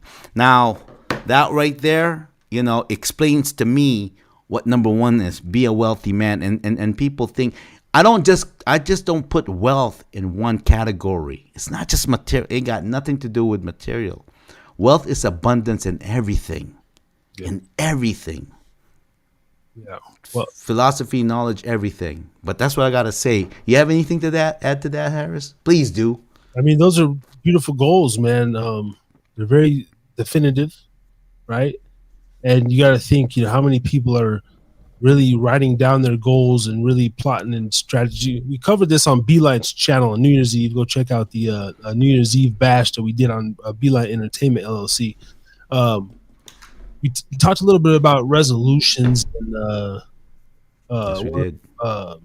One of the panelists was against resolutions. Beeline was for resolutions. At the end of the day, kind of we're all at the same ground. It's like New Year's Eve, it don't mean shit if you're not going to put in the work in general. I know that when you wrote those goals, that's not you just writing them because it's New Year's Eve. Generally speaking, I mean, you hit me all day long with, hey, I came up with this, I wrote this. So I believe that it does something almost to your DNA. It does. No, it really does. That's the whole thing, because there's something about you writing down. Okay, I'm going to give you an example. I want to say 2016, 2017. I was in a very, very difficult part of my life and whatnot. But at the same time, 2017, I became a CEO for this company. That's an experience in its own. However, I wrote down, I want to have a 4-bedroom house, this and that, whatever. And I didn't know I was going to get it in Hawaii, right? In Hawaii, of all the places. Because over here, to have 4-bedroom house in Hawaii is almost like, oh my gosh, 2-bedroom, yeah, 4-bedroom is almost like. So I really just, when you write your goals, it's not a matter of, because a lot of times we write a goal, maybe that's too much and everything. Trust me, the universe is infinite.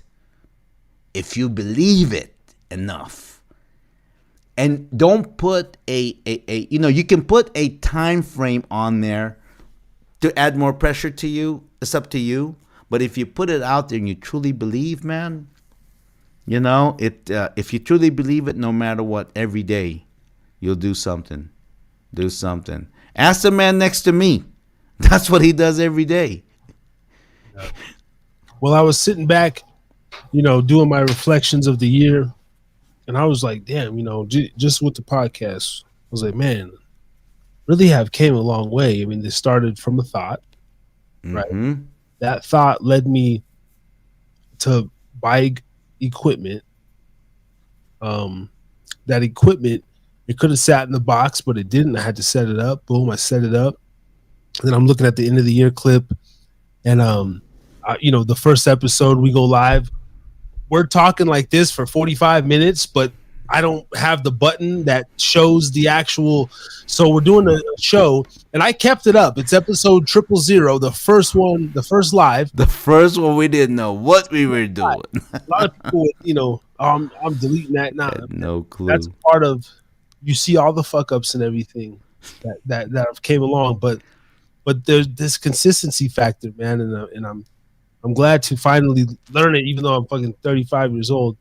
Finally learning this, but I'm seeing how far we've come. Like, oh, we got guests, and it's cool because it holds me to a standard because I have to be on time. I'm depending on our guest tonight. The guest tonight's depending on me. I can't be no platform that I'm. Oh, hey, can we do it tomorrow or can we reschedule? Never that. Like, so. Man, it's all coming to fruition though, man. And then the guests that are coming on are telling us, "Hey, continue with this." Yes, continue with. You know what? I wanted to kind of like go back a little bit to what you said because it wasn't just we just I've just been thinking about it. For 15 years, this man and I would say 14 years because we haven't seen each other. We still have not seen each other physically, but yeah, we kept in contact with each other. And I think one of the with the word virtue or the inspiration, whatever the good word is, whatever that good word you want to put in that blank, whatever, I'll leave it up to you. We just had great conversations about life in general. And we go, man, this is something that this is something that I believe is going to help some people, because there's some people out there that they can't really express themselves or they don't want to express themselves, but they maybe, they may just like to hear a couple of idiots like you and I talk shit, and live the way we live our life and everything. So Harris and I have been talking this way for, oh my gosh, since you were 18, 17, something like that. Just the growth of man and everything, and until you had my nephew and everything like that, and he's growing up to be a wonderful young man. Yeah. It's an inspiration, man. And if the people didn't hear about, I don't know, a month ago, we were going through our old writings and everything, and I wrote down. That was creepy. My original podcast name. It was called the Brother to Brother Podcast, and I still own that, you motherfuckers. So don't be taking the name. And it was written in 2014 on this piece of paper that we're talking about, and I had actually forgotten. So if you asked me, I would have said, "Yo, I came up with that like 2017." I swear, maybe. That's nuts. And here it is, 2014. Brother to Brother Podcast, and I wrote down specific topics. Yeah, and it's like we had already covered them on Harris's Drinking.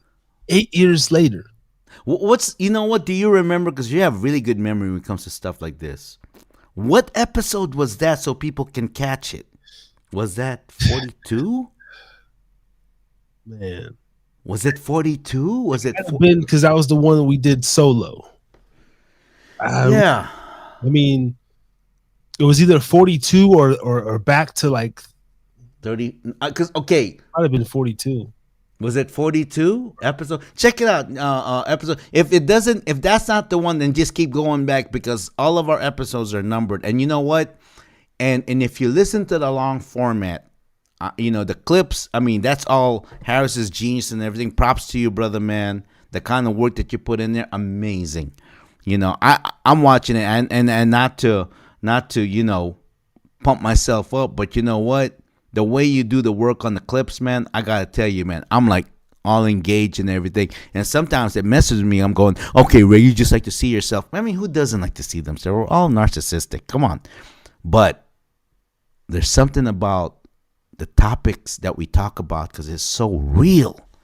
It's so real. And what's creepy is that, because we're journal keepers, Harris and I, we write and everything. When you look back at your old writings and what you said, it's amazing. It's almost like predetermined, It's like, right? It could have been 42 or the Off the Cuff show that we did November 29th. November 29th. Okay, because they can put the date on the search and they'll, yeah, and they'll drop it on there. You'll find it though. You'll find it though. That whole thing. However, now that we mention it, Harris, did you do a clip on that one?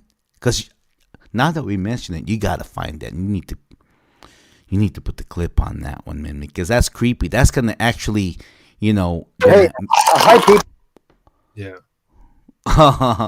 Yeah. So I still got some clips to do, but this is the end of the year clip. If anybody hasn't seen, go check it out.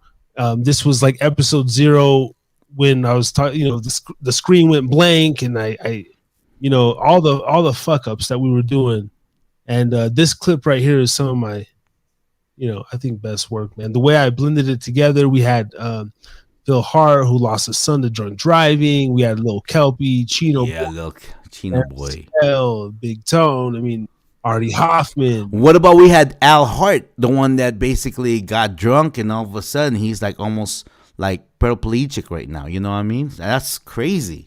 Yeah, so many people I didn't even fit in this clip here, but go check this out up on the show, and just really look at the work, the transitions, it's the conversation behind the choice of music, right, with the blending. Because let me go ahead and play this little part right here, especially right here, mm-hmm, where just before Artie, you're a fucking twat, you're a fucking asshole. Okay, hold on. And all that, right? I feel like I don't have nothing to prove to nobody. I'm just trying to hustle and get my bread, support the people around me. But I feel like at this point, getting to that point in life where I can go to the players' ball. Now, for men, we be smelling panties and all that freaky shit. Like, mostly we want to smell your fucking twat, your fucking asshole, and all that shit. Music you do. At least I do. Yeah. Sometimes I do feel superior to others and believe I deserve special treatment. I mean, I think we all do.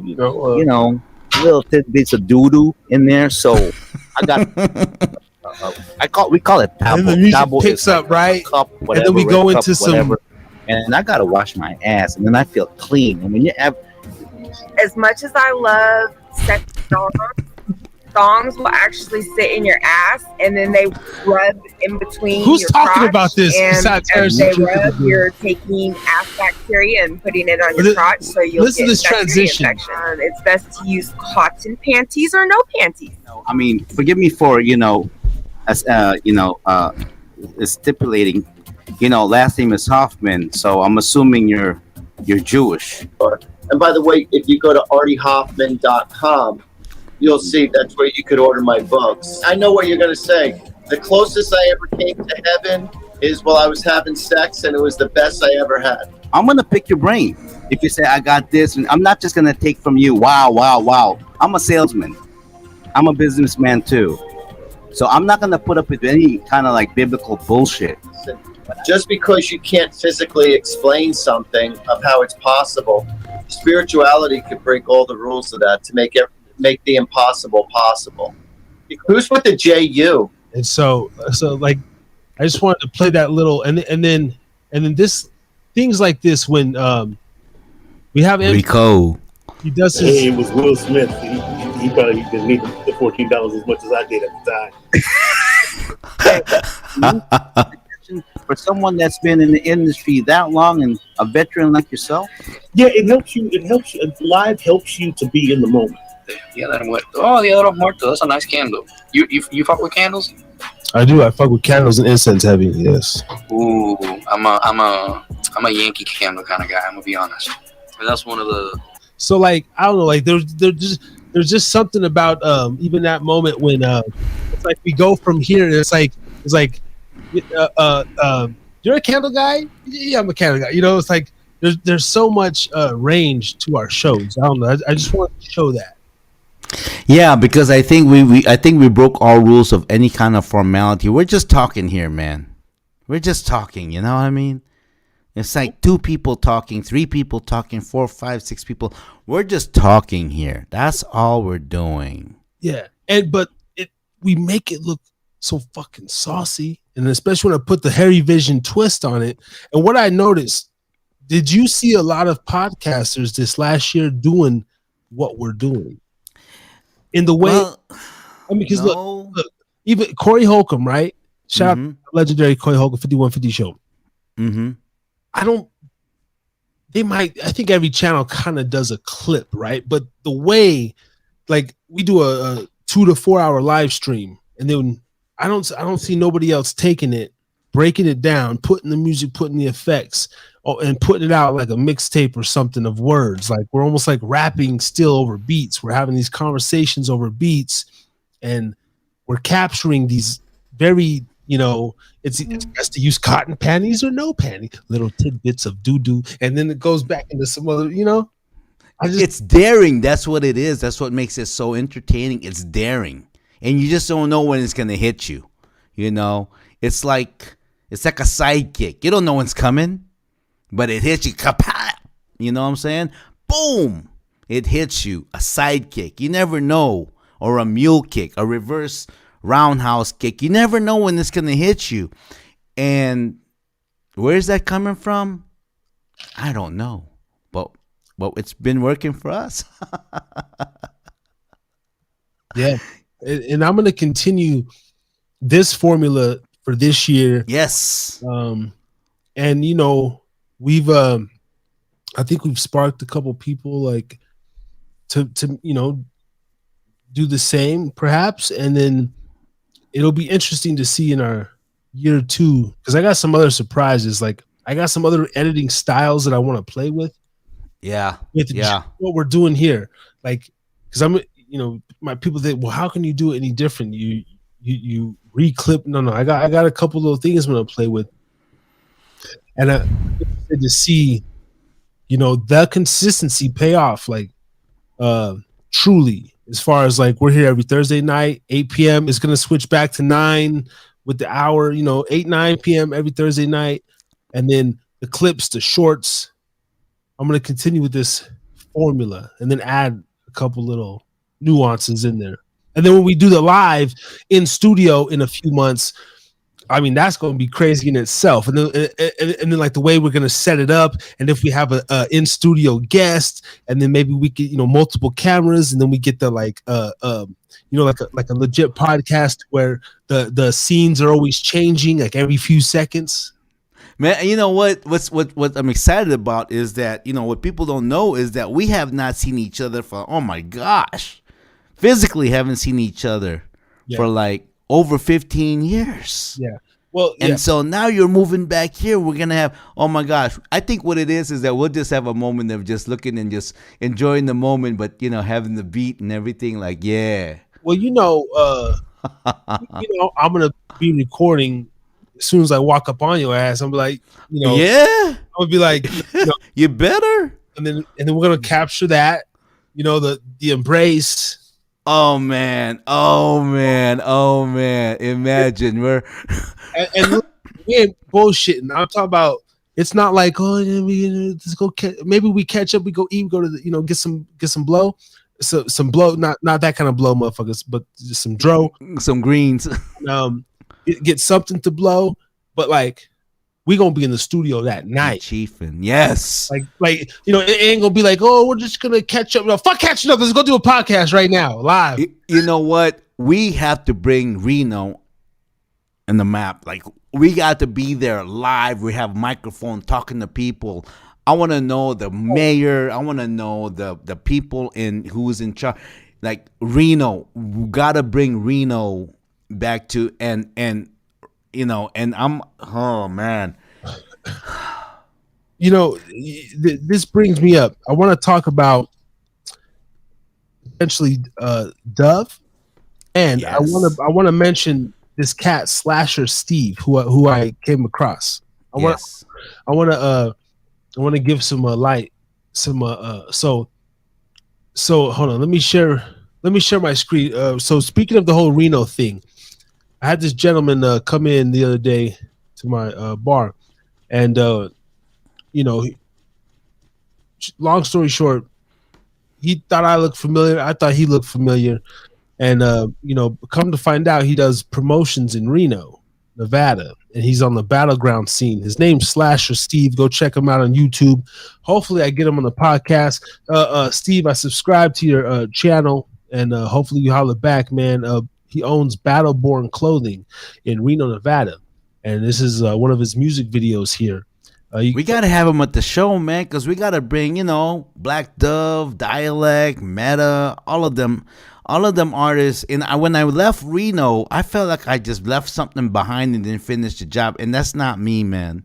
What? It bothered me. And if you look though, look at the timeline. Like if you type in his name, he has something from a year ago. But look at this, 10 years ago. Right, Dope Sick, Slasher Steve, Guilty One, hosted a lot of these. Guilty One, yep. Steve Lord Mecca, February 28th, 2011. So the same time period that you're talking about leaving, this Guilty One right there, Ace High versus Slasher Steve MC battle, 11 years ago. Now there's nothing. I mean, look at this. We type in right now. Let's just type in Reno rap. Or how about Reno rapper? Oh, because it already comes up. Reno rappers. Let's see what's really cracking. I mean, you type in Reno rappers, and I mean, look at 8 years ago. You got cats. Really nothing. Like, what I'm saying? So back then, what Ray's talking about is there was a scene buzzing. Everybody was doing something. Even the Metaphysical crew, they had the studio over there on Key. Yeah. It seems like there's this gap missing from 2012 to present time where there's not a presence. There's no main promoter. There's no main rap show. There's no main. Like it just died out. Like it fucking died out, man. And the numbers tell you, YouTube tells you. 7 years ago, 3 years ago. I mean, I wonder what happened. Though. It's almost like Reno became a rap ghost town. I mean, to the third eye, I'm sure in the town there's always music, there's always shows. Every weekend there's a show, Club Underground or whatever's over there, Knitting Factory. But on the main, you think people just kind of got caught up? Because I know, when we did Yam Jam, Youth Against Meth. Yam Jam and whatnot. Did people just get caught up in that or something else, or life in general? What do you think? I mean, I don't know. I mean, there's nothing recent. There's I think a lot of that, and we were talking behind the scenes. Reno. Shout out to the fucking Bay, man. But that Bay, that whole fizz scene. Yeah. Reno got hit with that heavy. A lot of drugs. A lot of meth and ecstasy from 20. Oh, I was a large part of that 27 to 2012. So maybe a lot of these Reno battle raps. Maybe a lot of the cats fizzled out. I don't know, but look at this. I mean, 11 years ago. Right. Like I want to know where Quester is. I want to know where the old crew is and everything. You and I we left. You left Reno. I left Reno. You went to Ogden. I went to Hawaii and everything. And and you know what? I mean, once you have the secret sauce, it can always come back, man. Let's play one of these. Let's see if it's worth the shit. This is a battle from 10 years ago. This is like the 75th battle of the night. So many people. But why isn't this going on today? Belly Bell doing well, repping that 775. SDM in this. I never heard of this cat. Big shout out to my sponsor, Stilo Scapers, Boom Bodies, and Trim Diddler, Trim licking a nigga fresh to motherfucking death, baby. Let's get it. Let's go. Well, come on the show. To my right. What up? It's Random, Sick Calico Fam, another chapter, legendary authors. Let's talk to my peeps. I came down from LA. I see y'all. Let's go. Okay. Let's see what they got. But hey, yo, I ain't no fat wetback cracker, man. I put niggas to sleep in they sleep. You would call me the Sandman. Nightmares. Randall's mind's in a clutter. Right, nightmares. When he's nervous, he starts to stutter. Nightmares. He's having flashbacks when he walked in on me and his mother. Nightmares. So this is he backstabbed like a jealous bitch with the cats that he fellowships. After cash, so I celibate, type of ass for the hell of it. It's a fact I'm not extraterrestrial evident. Been dwelling with devilish, helter and skeltering since 7 and until 10 when I moved out to Whittier, where solutions are plentiful, so they shooting at anyone. I try to kick the. So I mean, there was definitely a buzz though back then. Well, you know what? that buzz has gone and left, and I tell you what, we can build it again, but this time it has to be that much more. I mean, I'm talking like cerebral. I'm talking, there's a lot of stuff that happened after the pandemic, man. We can't stick the same formula again, guns and girls and drugs. No, it's a little deeper than that. It's got to be deeper than that. It's got to. Now, shout out to Guilty One, right? One of the Reno's premier artists. Oh man, Guilty's been sticking around for man. I got it, man. I got a man. You know what? I think you got his number, and he's man. I got to hook up with him. I'm gonna get all the 411 from Guilty. Like, yo, Guilty, what's going on with so and so? What's going on with so and so? How can we so and so and so? And I know Guilty. If you shout out to Guilty One, man. I know that you'll be. I know you're out there. I know you do it again, bro. Because I tell you what, Guilty was a great host. Guilty One said he's still doing some things, but like I don't say, like you look at his channel. I mean, 9 months ago, he's got a looks like a little performance. Let's check out a little Guilty performance 9 months ago. Right, perform and make it look easy. Let's go. It's a lot of love in here. Where it's some love, it's always going to be a little hate. Don't even trip though. I see you. They always gonna be around. This is how we tell them, look. Hey, this is how you tell them. You can hate me if you want. All I'm going to do is smile. Hate the way I get it. You can hate the whole style. Hate the way I'm living. You can hate on my dream. Hate on motherfuckers. You can hate on my team. You can hate it, but you love the way the man stays fresh. Crazy hustle, I keep the pack so rest. Hate it, but you love the way I do it for the West. You can hate it, but you love it. This boy, I do it best. He was definitely rocking the crowd. He is, man. Yeah, Guilty's got that appeal, man. Definitely, you know, and he like I say, he's one of he's a veteran. He's a seasoned, and he can put it together, man. And you know what? I want that back, bro. I want that back. We need that back. We need people to do that. All I'm asking is 3 slappers, and I'm talking like no easy stuff. I'm talking like main slappers coming out of Reno, man. Yeah. Let's make this a goal for 2023, man, because you're scheduled to come back over here, man. Yeah. Speak your mind. Yeah, this is Can't rhyme. This was Lord Mecca. Kids in the worst way. And with that being said, fuck anything having to do with wordplay. You Herb's gang. I backed out in the battle with Cass because he can't rhyme. And frankly, that skinny ass bitch was worth my time. Shout out to Little C for making them choke on grind time. Now, I'ma get mine, watch me do my thing. I'ma take my belt off and whoop this kid's ass like my name was Pootie Tang. Ooh, all right. Let's see what's Your like. face looks like one big infection. And when all of his friends touch him, he gets a fucking erection. Listen, I bruise egos. My punches leave lumps. You went from punk rock to hip hop, but you're still a fucking punk.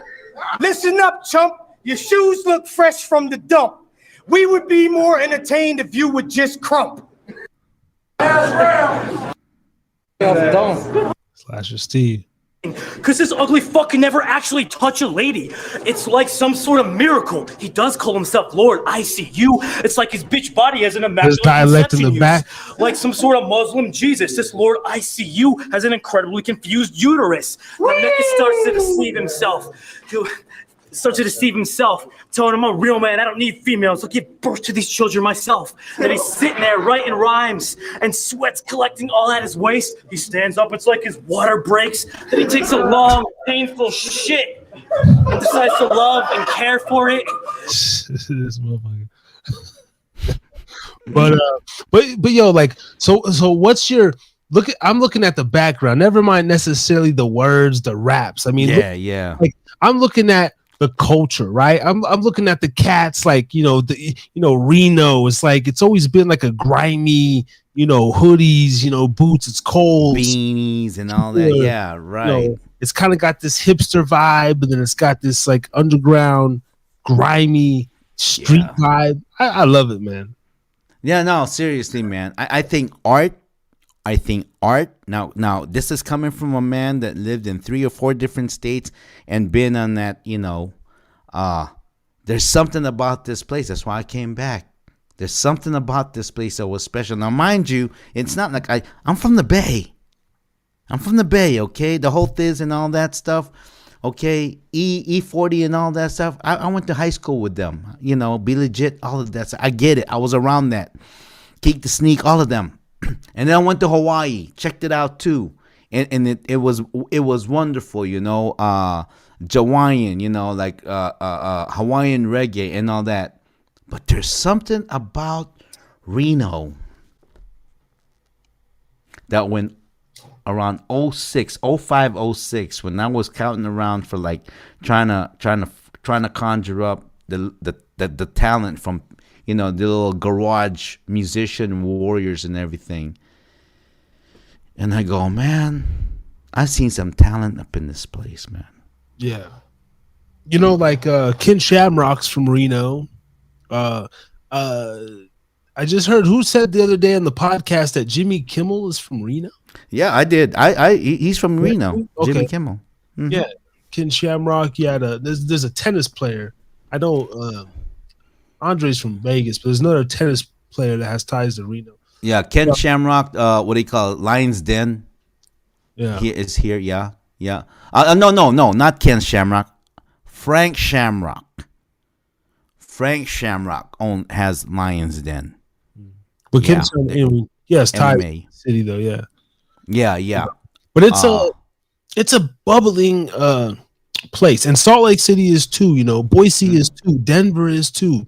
These quiet places, they got overshadowed by the main places like Chicago and Hey, I'm not gonna lie, man. Like Boise's fucking tight. Like I'm sure I could live literally in any of these like cities. Like give me a Tempe or a Tucson, a Reno, a Boise, a Seattle, a Denver, a Portland. Fucking. That's what we're gonna explore, people. So everyone right now, Cheyenne, Wyoming. Yeah, that's right. So what we're gonna do when you come back over here is that we're gonna do this stuff in Reno, but at the same time, and my goals is that we're gonna get a little camper whatsoever, so we don't gotta stay in a hotel or motel whatsoever. We'll go in campsites and everything, and we'll go in and I want to find talent in these little towns, the little gems and everything, the hungry ones, like the Daigos and the Chino Boys and Young Prophet and all these, the undiscovered ones that is just gifted. And you know what? And we're gonna share with you, our little magic too, and just coming up with some serious slappers and some meaningful like music and art and whatnot. So I can go on and on, man, bro. I can go on and on, man. Yeah. No, same, man. It's gonna fucking happen. It's gonna happen. One of my visions is like, wouldn't it be dope? So I want to build up like the audience so dope over the next couple years that we can basically do these Patreons and GoFundMes and we can travel like we need donations and whatnot, but like we can travel, and the people that are supporting the show, it's not like we're over here doing the most with. It's like you can actually like, what city do you want us to go to next, and then we could like take that money and go to these cities type shit, and we could tie that in with the 501c3 and everything. Yeah, that's what Starby doing, man. He just took a road trip out to the West Coast, and he says he's like, this is a business trip, and he don't really talk about his business on the podcast, but he just have fun while he's doing it, and the little backlash he gets. He rich as hell, but he still accepts donations. But because they're a tax write-off, and he says he has to go take these trips to prove that he's doing this business. So because if he doesn't have costs, that's what nonprofit is. Your cost is your income.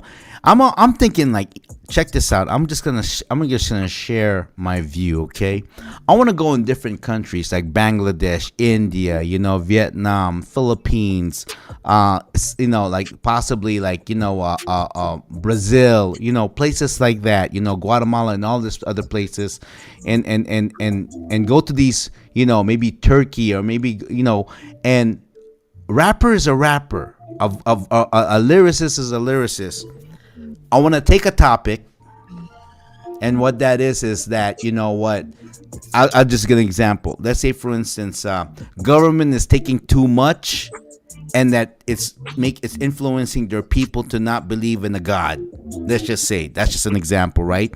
I want to take that particular topic, stay with that, and in different language, a rapper will say it and everything like that, and we'll do a video of different languages. You know what I'm trying to say here? I'm trying to say that the whole world is fed up. Is fed up with all the bullshit that the world's been throwing at us, that I want to give it from different perspective of different languages, spoken in their own tongue, but riding on the same beat. Oh my gosh. That would be a oh my gosh. And then the whole world will go, man, wow. Everyone is going through the same trouble. Everyone is going through the same, situation in life. We're not any different than the other, because I think right now people think that, in America, that's an opportunity. There's a lot of rich people there. Yeah, true. But don't be shocked that you think it's easy over here. No, you will grind, bro. You will grind. And don't be shocked when you will be sleeping in your car, because we've all done it. But you know what? The reward. And so if we're able to have people with the same communication, with the same intention from different parts of the world saying the same thing, man, it's going to be a manifestation of this great, I don't know what it is what's going to come out, but that's what's been coming up in my mind over here. You may speak the same different language, but riding on the same beat with the same intention and the same intention, the same tenacity. That's all I can say right now. That's my big dream. That's my big dream. That's why we're looking for talent out there. And you know where to hit us up. Harris is drinking again, man. Catch it, man. It's going to be unreal. Anyways, man, that's just my little thing. I don't know if you have anything to share, man. Please add on. No, I don't. That's it. I don't know. You know what? That because of that right there, bro. You know what we need right now? We need to have a beat. You need to grab your notebook. And you know what I'm talking about. I know I put you on the spot all the time because I can't rap. What you got? And now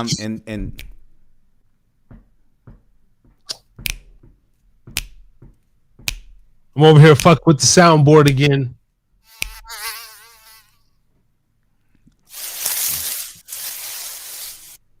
Uh-oh. What was going inside that genius head of yours, bro?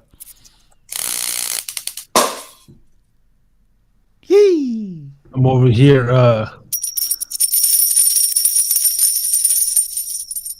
getting this money. Notebook, huh? Is it notebook time? I'm not forcing you to do nothing, man. I want you to feel it. I want you to feel it. Put that beat on. Put that. You know what I'm talking about. It's been a while for 2023. First show of the year. What's going on? Haven't really been in the. You know what I want to not get back into for 2023, because the music for me is like, I'm so invested on this side of the game that the music's like, but it's fun to throw in there, Get in the mood, man. I mean, I don't know what you got to do, man. Spark up something. I don't know. The sparking up it always helps. You know what I'm saying? Yeah. Yeah, at this point, maybe some writtens, you probably do some. Yes. The freestyle, the only thing about I have to really want to freestyle because it's just freestyle, so anything goes. The writtens is really what's on your heart. It's really what's in makes the artist. That's why I'm old school. I'm sorry, but if you don't really write your shit, you're not a real artist, man. you're an entertainer. If you have a ghostwriter, you're an entertainer, man. You ain't no MC, you ain't no lyricist. Yeah. You gotta really write what's on your brain, word for word. Now, the only exception to me is when you're collaborating with somebody. This is my true feelings on this. The verse has to be 100% you.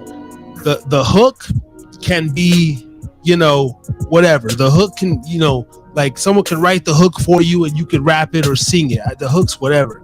But the actual bars, to me, the lyrics, your message, that has to be you. But I've done hooks where it's like, Jay wrote 4 bars, I wrote 4 bars, we blended together, whatever. So that's my interpretation on that whole thing. And as long as you write your verse. Yes, I agree.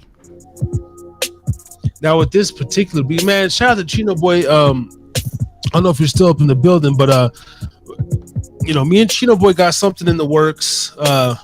We just gotta find the time to really we got the time. I don't know, man. We just gotta sit down and fucking work. But I got a couple beats in mind for Chino Boy. Man, Chino, you better catch my boy, man, before he leaves Ogden, man. Yeah, we got to put in some work, man. I want to get on a track, possibly with Prophet as well. Yeah. Chino and Prophet, and before I leave, if I could do that, I think it'd be dope. This might be one of the beats. Man, I like to participate in the concept of that. I always come up with the concept and everything. It's a little bit of a challenge, But I think you put a mature mind and a mature adult with a particular concept when it comes to real truth, life experience. And then you have young people like Young Prophet and Chino Boy coming in there with a veteran like yourself. Oh my gosh. That's, with an old man's concept, because, no matter what, it never changed. Struggle to struggle, man. That never changed, man. It's always going to be there. So... And we're living a very interesting time, y'all. Yeah, and Chino has that range. He be doing like his aggressive shit, and he got his like sad melodic like mind shit, and then he got the like lady player shit. So like I'm almost like I kind of want to get him on some of that, the player / like depressed like shit. I got a couple hooks in mind and. Well, I tell you what, man. I mean, I'm talking like Janice Carter, man, aka Platinum, man. I reached out to her on IG, and she's doing things, and and Platt, she can bring it, man. She's talented. That's all I can say. I met her when she was young. Now she's seasoned. So I don't mind having her kind of be in there, kind of like have that lady's voice in the background. I'm telling you, man, all I'm asking is 3 slappers. Now, is that so hard to do? Is that so hard to do, 3? When you already done completed albums and you got a catalog, man? 3. That's all a brother asks. That's all your brother asks. 3. The sad thing is, this is what's hard, is doing music, is trying to do music by yourself. Like, yeah, where I'm at now, I can edit videos by myself. I can run a YouTube channel by myself. I can do content, video edit by myself. You cannot, I get in my phases where I'll sit down and I'll put on a beat, and I can get off a bar, 16 bars or half a verse, 8 bars, whatever. But completing it is like impossible, man. I have the beat on replay, and then I'll be like throwing away fucking papers because you need that energy. You got to be in the studio with 2. Yeah, you need to feed off each other. I hear you, man. I hear you. To me, it's impossible to make content unless let me see, because I've done it before. But I guess now I've been out of the music game so long. It's almost like that's why I'm reaching out to these cats, because I need a Chino Boy to just say, hey dog, this is the time, come through. And you got the setup, you got the engineer. Okay, I'm just gonna show up with the beat, and I'm gonna write on the spot, and I can come up with something. Right. that's my preferred method now.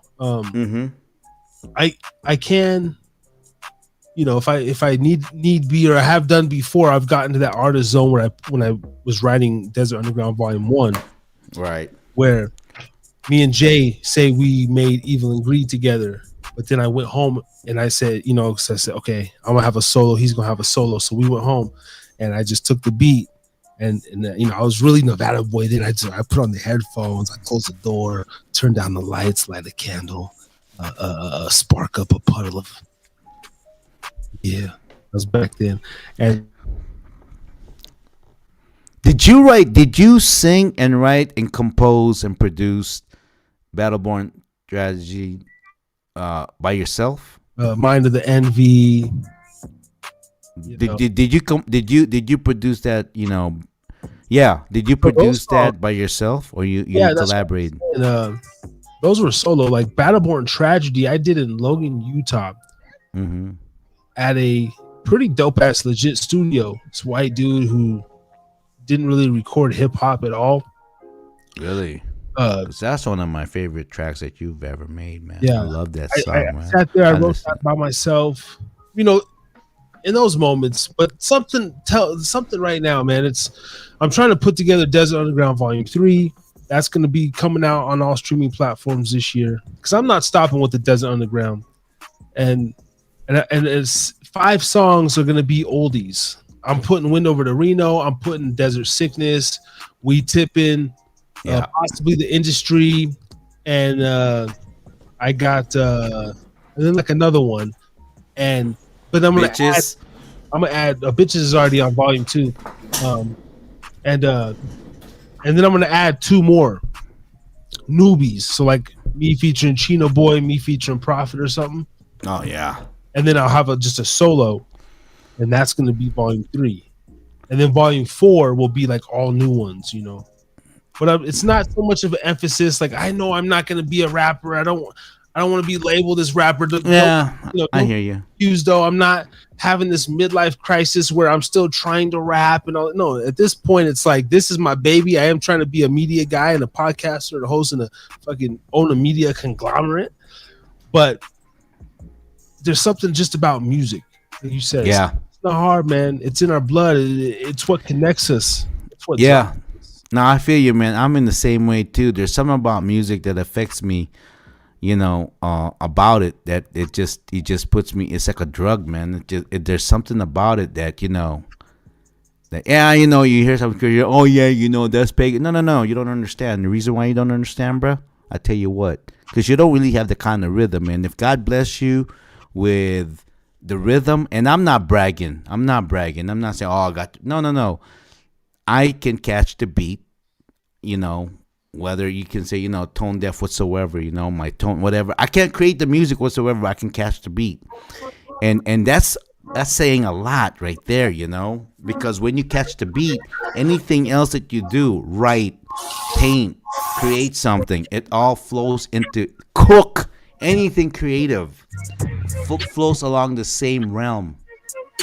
It's no category. If you're creative, you're creative. That's the bottom line. And there's no comment. Are you the best? What is the best when it comes to artistic ability? There's none. I mean, Todd, he's a cartoonist. He's doing what he loves to do. He's doing what he's good to do. You can't measure creativity, bro. You can't. But you can measure their passion. If you can measure their passion. When we had Frankie Pace, the comedian, the last week, man, I had thrill to speak into Frankie, man, because he's 70 something, and man, he's still at it, man. And he's gonna be in our comedy show, man. Yeah. Shout out to Blind Dog Tavern. I reached out to them the other day. The reason why I reached out to them, because when I was here in Reno 15 years ago, I had a company. My media company was called Blind Dog Production. Now it's called Blind Dog Media LLC. Blind Dog Tavern just happens to be downtown Reno on Sierra Street. Man, check them out. And I called them and I said, do you guys have a bandstand? I want to throw a comedy show, and because I want to hit these little clubs. I don't want the big, I want little clubs, private parties, and have these comedy shows to where it's like, look, man, if you're gonna get offended or this and that, you know what, we don't want you here. This is for special people that's willing to have comedy for what comedy is. Let's talk about it. You know what I mean? So that's another thing in my plan over here. So a lot of things gonna happen in 2023, man.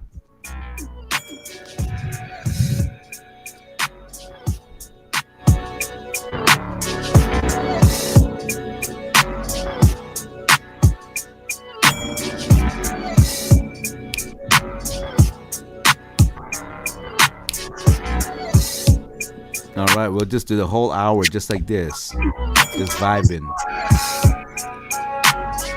I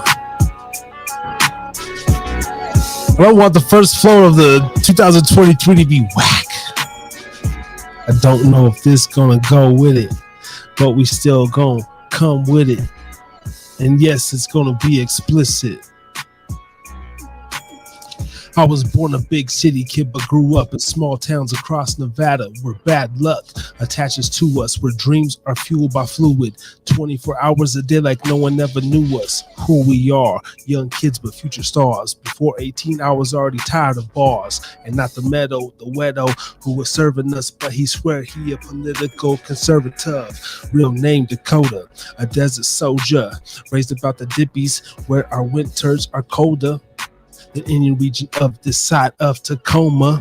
And for your information, I plug niggas and went over that you need for this punk ass life. It's time that this life came to an end, cause ain't no peace in sight. It might be the last rhyme that a nigga write, cause he ain't found the light. Sad times in American lives, inflation, talking all that shit, but ain't no campaigning, ain't no changing. We strive and fight every day, but humans have gone blind, mad and stray. I'm soft to the fact that babies are dying, and I'm soft to the fact that young girls are out here raped and crying, being sold as sex slaves in the sex trade. But I don't give a fuck, it don't affect me anyway, is what most of us say. All in the movies, hot sex in jacuzzis, all the porno I'm watching got me feeling for coochie. Sorry. That's what I'm talking about, man. That's what I'm talking about. Just coming through, just expressing yourself and whatnot, man. Oh, man, it's going to be exciting. It's going to be exciting. I can't wait, man. So you ready, man? Not really, man, to be honest, but I'm going to be, Yeah, you know what? I feel you, man, because the whole time I was in Hawaii, man, I tried. I really pushed and I pulled and I did what I can. I just wasn't. I mean, I'm ready. Like, I've been ready, but it's the whole, we'll see. Is it the synergy? Is it the synergy? The synergy around you, like, because when I came to Reno, man, and now I'm around Don Beanie Bean, Scooby Dooby, and now you. Yeah. And it's like, I got excited when I saw Dove, but of course, the reciprocation wasn't the same. It's like, oh, okay. Anyways, I'm not gonna go there. Okay. I guess it's just a matter of time. When I have to show you that, hey, I'm back. Yeah, there's gonna be, those. Like, I'm probably not going to reach out to a lot. I don't want to reach out to a lot of people from the Reno past, to be honest. It's because that chapter's closed. If I come across you, I come across you. I guess for me, I just wanted to feel them out, because the whole time I was in Hawaii, man, trust me, man, it was like every time I went to a rap battle or I went to World of Dance over there, 2008, 2009, or something like that. All the world dance people, I saw them, and what do you call it? Jabberwockies and all them stuff. All them guys went to Hawaii and whatnot, and it was like I was like hyped then. Yeah. And I wanted and I went back here and I just want to feel the vibe and everything. I just want to feel if the pulse is still here. And maybe because I went here dead of winter, I missed out. But it's okay. Come back around 2023. Yeah. Well, it's bound to be a new energy anyway. It's been so many years, but yeah. But I know for certain, like on the music tip, whatever, we can interview people and this and that. But there's a lot of people in Reno that I don't want to fuck with. Yeah, no, I hear you. Drugs because of the street shit. I don't want to be associated with none of that. I'm gonna do the same shit here as I do there. I'm gonna get involved in the community. I'm gonna get involved in the coaching. I'm gonna get involved. I might go try to get a damn city job or some shit. You know what I mean? Hey, man, whatever. Hey, yeah, whatever it takes over here, as long as and yeah. I just want to keep it clean, man, and grow this shit. Focus. And stay out of the bullshit. But yeah, we're building a media company, bro. Yeah. We're building a based out of Reno, man. It's really about positioning myself. That even when I run into people of the past, it's not, bro. I'm not 18 anymore. I'm a full ass man. Mm-hmm. I go by Harris. I own Harris Drinking again. Boom. Like I'm trying to position myself on a whole nother level when I get out there as well.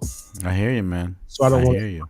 We talk about this stuff on the podcast and whatnot, for past reference. But overall, I really want to show my growth, Yeah, and I got grown ass kids, man. They're 20s and whatnot. That can basically, if you listen to dad, man, not necessarily listen to dad. You know what? I'm not the kind of I'm gonna just talk to you.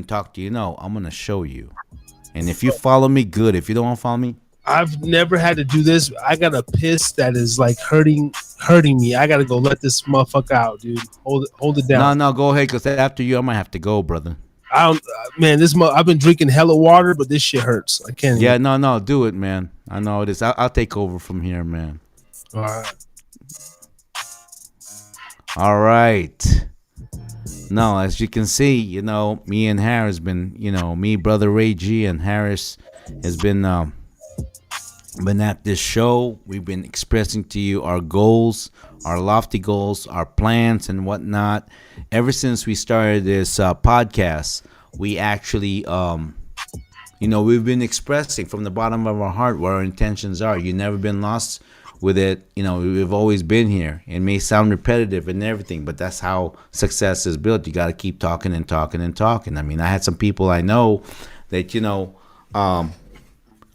stop talking and just do it. You know what? It doesn't go that way. You gotta talk it. You gotta write it down. You gotta jar it out. You gotta convince yourself, because it gets lonely up top. And not only that too, when you try to do your dream, when you're trying to achieve your dream, just expect everyone out there. There are those that's gonna say, "Oh, good for you," but in the back goes, "Oh no." There's gonna be those, and then there'll be those that are just got your back, like you can do it. Don't worry. Don't listen to anyone. Listen to your heart. Whatever it is, success comes from failures, man. That's all you got to do. And you just got to stay consistent, stay disciplined. Figure out a way to get yourself excited, man, no matter what it is. I know I'll be all depression, anxiety. The reason why I learned this. People are depressed. Patrick Bet David, shout out to you, PBD. People get depressed because they think too much of the past. Oh, no, I'm sorry. No. People get anxiety because they think too much of the future. People get depressed because they think of too much of the past. You know what? Think about what you can do today. Have a vision for the future, because today is good for itself. But in the future, that's kind of like when you're alone and there's nothing there and you think, no, your future vision is what gets you excited. And I say this because when I was in Hawaii and I left Reno, and all of my friends and everything are here, and I'm starting over there, they don't know me, and I have this, man, when I went there, was right after, it was after the a market crash. So there's really no jobs, I mean, I was working security guard and everything. So I would spend a lot of time at Starbucks, because I didn't want to be around my mother-in-law, because she's going to just question me. "Oh, what are you doing? You got a job?" I don't want to hear that, because it's depressing, negative. So I would be at Starbucks. I would be ordering tall cup of coffee, which is the cheapest, and then the rest I'd be drinking water, just hanging out over there, and maybe mingling with people and whatnot. But I would have my notebook, and I would write out my plans and what I'm gonna do. And nothing is happening yet. I understand that, but in my internals, I'm already vision what I'm gonna do. And one day it's gonna happen because you just have to believe. So don't ever be afraid to write your goals, no matter how ridiculous that is. In fact, write it down and don't ever show it to haters, man, because negative people, haters like that, man, they're non-doers. That's why they'll hate. And a majority of them are actually really bad communicators anyways, and they're non-doers, and they're depressed, and they're most likely they're ugly. They're ugly. So not only their character, their personality, because they can't think past that, and they're always worried about losers or non-doers. They talk, I don't care what anybody says. Yes, you do. Yes, you do. That's why you're not doing nothing. That's why you're not really doing what you've ever dreamed about, because you're worried what other people do, and then you back it up with, when I have the money, I don't have the money. Well, you're never going to have the money unless you keep doing it and go through the struggle. Then little by little, the money is going to happen, So anyways, you're back. So, I was just over here ranting and everything. Now it's my turn to twinkle, twinkle. Take it over, brother. All right. Harry Too Scary back up in the building. We're doing pee breaks on another TNR Thursday night. Motherfucking Harry's Drinking Again podcast. I'm your boy, Harry Too Scary, aka Harris, rocking with you. Thank you to everybody. Thank you for your energy. Thank you for your time. Thank you for tapping in. Thank you for your subscriptions, your likes, any sort of energy that you've ever given to this channel, to this platform. We appreciate it. And we're here on the first live of the year. I love this shit. I'm back at it like a damn crack addict, and we're sitting here giving you the breakdown, our plans, our goals for the year 2023. Stay tuned, because it ain't fucking stopping. It just ain't stopping. I can't stop. I literally can't stop. That's the crazy thing about this whole brand and this whole platform, is that I created something and it's kind of taken over a life of its own. And now we can't stop, because we got people that are depending on us. We got guests and people that are actually carving out time. That's the most incredible thing that I think for myself, is that I've created something here, and shout out to my brother on the right or the left of me, however you're fucking seeing this. Cool. They like us. They really like us. Yeah, and who we have people, right, that are living their purpose, living their passion, monetizing themselves. And they're carving out time in their lives, in their careers, to be on this platform with my brother here. And thank you to this man as well for your time, your energy, because the crazy thing is, I think a lot of people get it misconstrued. Like we talked about doing a podcast, but we've talked about doing so many things. But when I started this actual, when I ordered all my equipment, and I sat down, I can't really remember, but we didn't really talk about, hey, you're gonna be my co-host and I'm the host of the show, and none of this stuff came about. All I did is say, hey Ray, I'm thinking about doing this podcast, let's do this shit. And you're just like, okay, cool. And then just our natural consistency with one another led us to this point. So it's not like we're sitting here this really mapped out journey. That's the craziest thing. It's just, it's so organic. And it is, man. What about the part that I love the most is our Friday morning conversation after our Thursday night rant. Oh, I look forward to that. Like I'm getting ready to go to grandma's house to eat some of that rice and fried chicken, man. Ah, Yeah. Yeah. And Brian Beeline asked that question on his show. He's like, how's it like having, and I couldn't really answer it because I'm like, I could have been blessed with a better co-host or business thank partner you, brother. Me, likewise. Because it's like, it's hard to answer because it's like it's not like I put out an ad saying, start a podcast looking for a co-host. It's like, no, it's none of that. And the crazier thing is anybody could have been a part of this actual journey. That's what I'm getting at. It's like, it's not that me and you just set out specifically like, hey, we start this podcast January 6th. And then, this, none of that. I just kind of started it, and then just your dedication, your curiosity, and everything, and your business mind. You seen it, you bought into it, but we're boys, so we're communicating on the under anyway. Should we tell them about our SWOT analysis, our strength, weakness, opportunity, and threats when we did our SWOT analysis? And we didn't know what we were doing whatsoever. That was, I think we were SWOT analysis. I think we were like maybe a month or two, something like that. I know it's during the early, and we did our SWOT analysis. And people, I tell you what, our strength that we came up with is the fact that we don't know shit.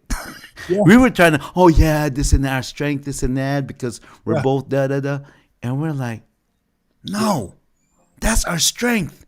It's the fact that we're going to have a show and we're going to be completely like idiots. Like, we don't know what. Yeah. Yeah. And I feel so comfortable being an idiot. Yeah. I feel comfortable. All the, I have some cringy, because I've said before, I love watching myself. I love listening to myself. I love fucking looking at my own shit that I'm creating. And so I'm looking at it back, and there's some parts in there. Even when I say, I say, too much. And sometimes I stutter, and I before I say something, and I have this thing, and it drives me crazy. And I think that other people fucking hate it. And some people probably do, but there's a comfort that I get even within that. Yeah, like I said, it is like this. Like, what did I always say? It goes like something like this is, and I say a lot of that too. No, I hear you, man. Cringe time. The thing is this. The thing is yeah. The thing is this. Okay, the thing is this. Yeah. Hey, when we do our, that's another thing. I've been talking about it, like Ray been talking about his podcast, but it's coming. The merch is coming. Shirts, shot glasses, but I think we should have almost like Bila has people. I was thinking about just doing a little run of some shirts that says yo, or something. Up in the building, yo on the front and like back in the building, and then maybe having like a Brother Ray t-shirt that says the thing is this. The thing is this, and then my hand movement, coming in. Yeah. Yeah, right. So, yeah. But see, within that, right? That is something we didn't sit here and planned it. We None. just live, and then week after week. Now, I'm not gonna front. Right. A star says, so the back in the building, up in the building is sometimes. So there, I am influenced by other creators out there, and then sometimes I started a live. Pow, dude, that's totally Star. That's not me. That's how he starts his live. But sometimes I'm so influenced, and it's a respect thing that, but there's things that we take and we morphed our own. And we and hopefully it becomes like a trend or a thing. You know what I mean?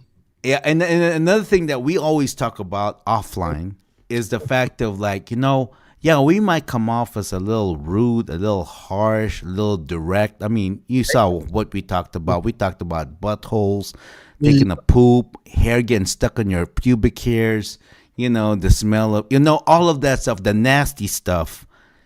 But you know what? That's what makes it so beautiful, though. we don't have any like, and we don't really, we talked about this and that, but we always go back to our SWOT analysis. It's like, what's our strength? The fact that we're a couple of gorillas and we don't know what we're doing. Yeah. Well, the nuttier thing is a year ago, shout out to S.A. Habit. He was like my first interview. I was like reaching out to homeboys, and I'm like, yo, I'm doing this podcast. He believed in me. He's like, I'll be your first interview. And I was like, thank you, bro. And then through him, Xander and Chino and so forth. And now, fast forward, we got Tommy Chong in 2 weeks.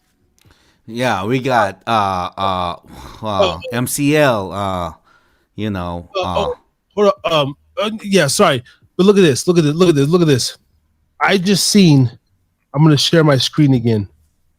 I just seen Mike Tyson put Cheech and Chong were just on Mike Tyson's podcast 4 weeks ago. But check this out. So anyway, but all this ties into we just freestyled this. All right, check this out. Hot Boxing Podcast, Cheech and Chong back again 4 weeks ago. Mike Tyson, Cheech and Chong right here.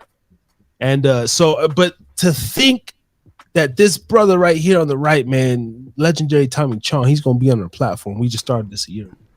Yes. That shit right there. Or tonight, we have a cartoonist. Like this dude's backed by Salem Productions, Salem Media Publishing, Publishing or something like that. Yeah, publishing. Like, we got these heavy hitters, man, and it's we do an honor. It's like a gratitude that I have as well, because I don't take this shit lightly.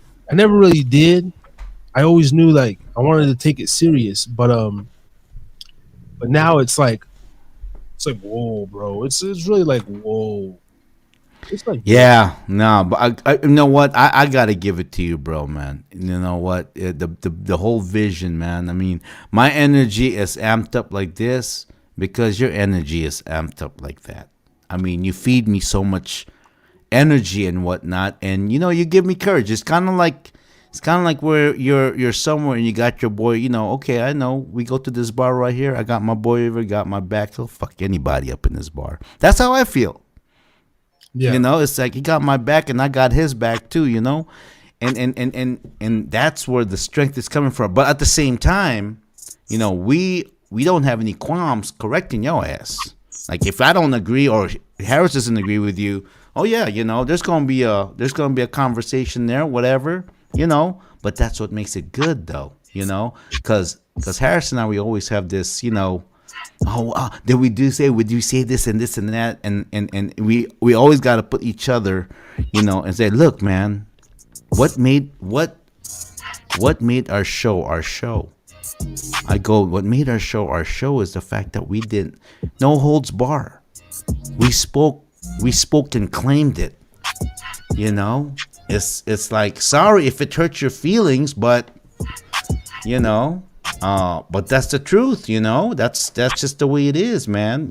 You come on the show, you just don't know what's gonna happen, That's why every single show that we have, pretty much, we haven't been doing it lately. Maybe tonight we will. The 4-hour stint, man. That's a lot of work. 4 hours, bro. And then we're now 3 hours in. How do you feel? I mean, I feel good, pumped up. Maybe one of my goals this year is like eventually, because I don't want to change the Thursday night format, and so it would be nice to not have to get up Friday mornings, so I could really my mental would be freed up on the back end, because I'll do a 4-hour show, whenever. But I'm like, I got myself in the predicament because I'm a creature of habit. So once I start, I'll always do a Thursday night show till the end of time. We just gotta change up some of your program there, so that way when I moved to Reno, I made sure that my my Thursday is freed up. Of course, for me, because what's happening is that in my church, we give out sandwiches to the homeless on the Sabbath, which is a Saturday, and so we prepare that. So usually my Bible study is usually Monday and Friday at the transitional house. But because we pass out sandwiches, we prepare the sandwiches Friday night.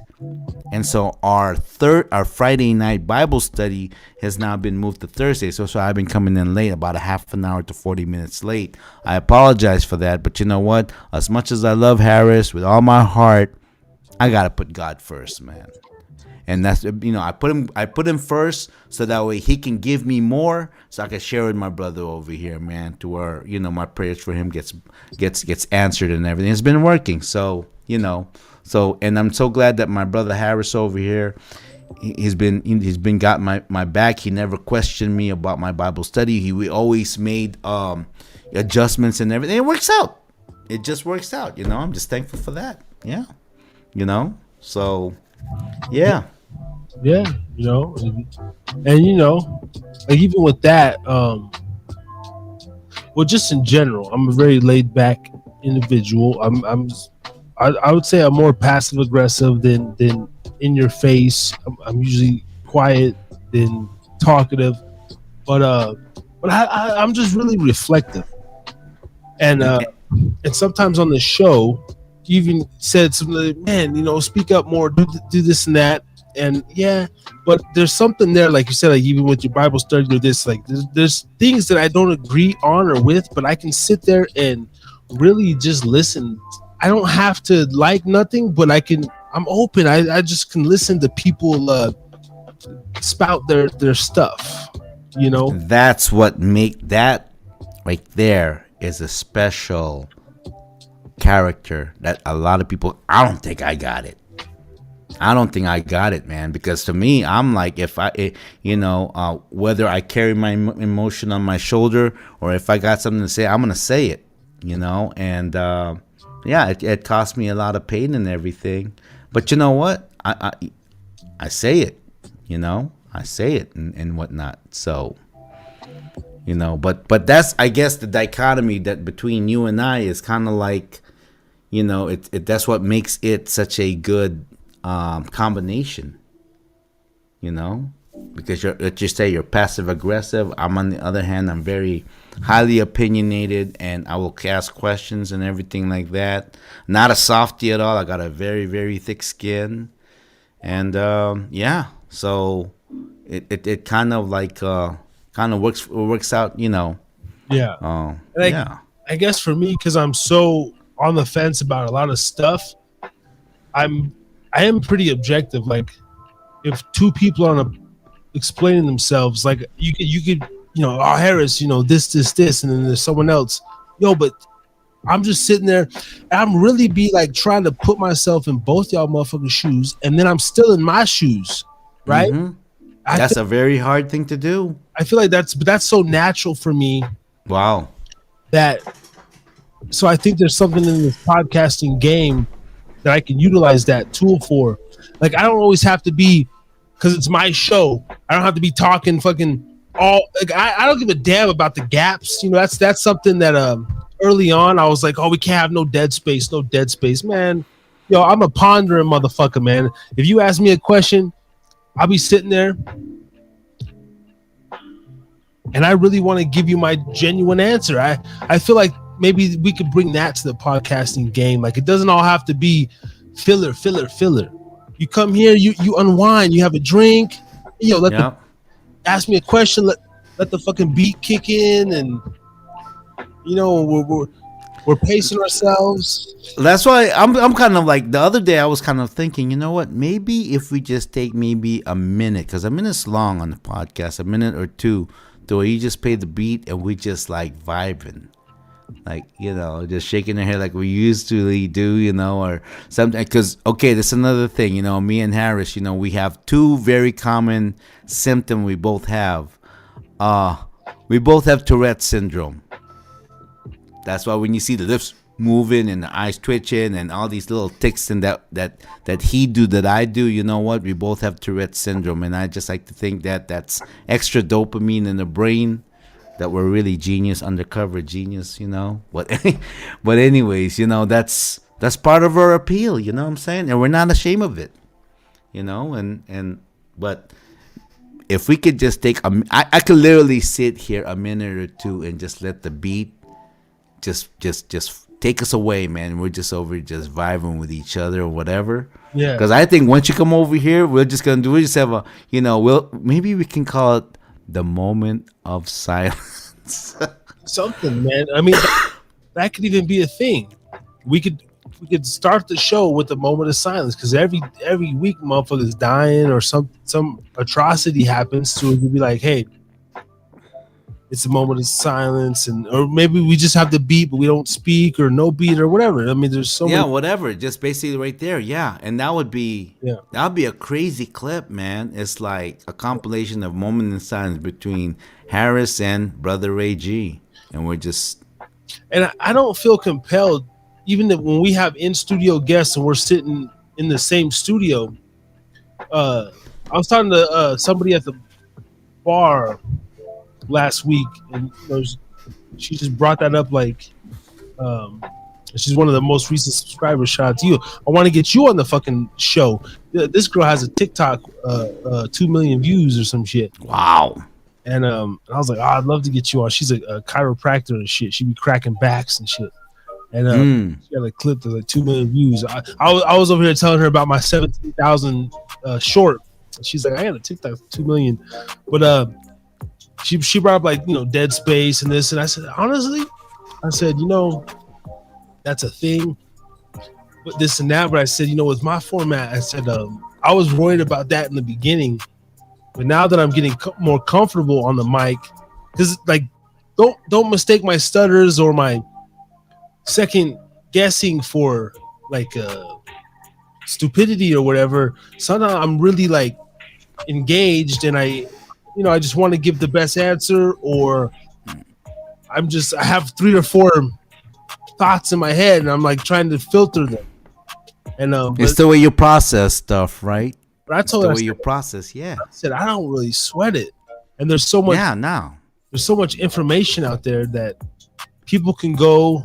If you just want 4 hours of chaos and 6-7 people yelling over the mic, and there's never a dead space, there's podcasts out there like that. Drink Champs, whoever the fuck, there's horns and shit, noise in the background. And then, over here, it's Thursday Night Rants, Therapy Night Rants. It's more, sometimes we slower, sometimes we go up. We might get on your ass. I might shrooms. I might drink. I might not drink. I might drink a little. Hit the bong. So that's another thing. Like, there were some episodes, and before I forget, shout out Phil, man. Have a good night, brother. All right, Phil. Hey, we'll definitely get you on the off the cuff soon, man. We got some off the cuffs going, but you came in a couple episodes like hella chill. You're like Brother Ray G, and you're just like vibing, and you was off the bong, man. You're more in your reflective state, but that brought a side of you across that if I'm a viewer, I'm like, yo, week after week, these guys are showing their grind, their consistency. This week, Harris was in a shroomy zone, and then Brother Ray G he took over, but damn, the last episode, Brother Ray G was like on cloud 9, and kind of like when you were on the shrooms. Yeah, man, I saw when you were on shrooms. Insightful, man. I saw like you were just in deep thought, man. It's like at first I was gonna go, hey, maybe that's not a good idea, but I go like this, but no, that's what makes Harris's Drinking Again amazing, and I love the fact of that. Here I am, talking to people and everything, and I go, oh, I got a podcast. Oh yeah, what's it called? Harris is Drinking Again. But wait a minute, Harris is Drinking Again? I thought you were a devout Christian and Sabbath keeper, don't eat pork, yeah, whatever, Bible thumper, whatever. I said, but it's not about that. Why did you guys call it Harris is Drinking Again? Because the world is so messed up that it'll drive anybody to drink again. That's where we came with the concept of that one right there. It wasn't intended. It wasn't like that. It was, it wasn't intended. But But in everything that I do, like even naming my company, it has to have a back meaning, because I'm always looking for that the conversation piece. You know, that is what has to make relationships and engagement good. You have to have the back concept behind everything that you do. That's what makes it interesting. Why did you name it like that? You know, some people just, I named it like that because it was, yeah, but after a while you forget it. There's no, it's like a booger on the wall. Just, that's it. You forget about after that. It dries up and it goes away. Then you don't forget it. But if you put a concept behind Harris is drinking again, not only does it roll off the tongue, yeah, it's long, but Harris is drinking again. And if you listen to all the drops of all, which you did hold on. You talked about it. Did you do a compilation of all for 2022? All the guests that did the drop, or you haven't released that yet? I haven't released the clip, all the drops. No, you haven't, right? Man, I can't wait for that to come out, dude. All the drops. I mean, it doesn't matter whether it's 2022 or whatever. I just want all the celebrities that basically take the time and appreciate, because that is, to me, that is a token of their appreciation. You know, giving a drop about, you know, coming from them, from the heart, talking about Harris is drinking again. And you're right. I love that question. So, question for you. Did you have a good time with us tonight? Oh, yeah, you know, like you guys, you know, and it's networking, man. Yeah. That's part of a. I'm coining that, bro. Like virtual pub, like a virtual pubcast. You know, like it's like. Whoa, that is a soundbite, my brother. Virtual, come on, pubcast. Come on over to Harris is Drinking Again pubcast. Wait a minute. What's a pubcast? Well, it's a podcast that's like a virtual style pub, Harris is Drinking Again bar, etc. We got music. We have some drinks if you want. You come, you hang out, and we do a podcast in a virtual. Yeah, just regular conversation of like adults. Yeah, you know, general pubcast. And then it's like we can get loud, right? Like even in the bar, you might get drunk. Not all men have to get drunk and fight, but let's say we're drinking and we get a heated discussion. Oh fuck the Niners. Oh fuck something stupid, right? We can say fuck you, man, fuck you, no fuck you, you fucking team son. But at the end of the night, hey guys, hey, thanks for coming. Everybody be safe. All right, thanks, man. All right, see you next week. That's like that. I'll be back, motherfucker. I'll be back. That's what you guys are lit. Yeah, like. It's like, hey, I know it got a little heated there, a couple hours ago, but did you have a good time tonight? Yeah, man. Yeah, I did, man. All right, man. All right, bygones be bygones, motherfucker. Yeah, man. Come on, man. We all have emotions, man. Stop being so sensitive and just stop thinking about your damn self alone, man. Come on. This is a what do they say? This is a chain gang pubcast. I love that, man. That's a soundbite. Harris is drinking again. Pubcast. Ooh, pubcast. Because nobody, I swear, nobody in the YouTube metaverse got that pubcast. I swear that's a first. It has to be. You know what, man? Yeah, virtual pub. Because in the future, man, seriously, like if you think about the metaverse. And then this whole VR stuff, right? And you can already buy land in this metaverse, made up land or whatever. I bet in the future, like, imagine this. I've thought about this, but let's say that, like, right now you can go buy a YouTube channel. I mean, if you had enough viewers, like, people sell YouTube channels. But let's say in the future they're gonna be selling already. I mean, if you could buy land, I'm sure you could go buy a restaurant in the metaverse, sure, or a pub or a bar. But let's say we bought a virtual pub, and but before we bought it, like this is our virtual pub, YouTube, basic like web, 2.0, whatever. But the web 3.0 version would be like a virtual style. Like we all have an avatar, and we all over there. We have maybe an avatar and kind of like a metaverse, and where it's like we're like an avatar, and we're having this engagement. And let's say big corp picks up on it.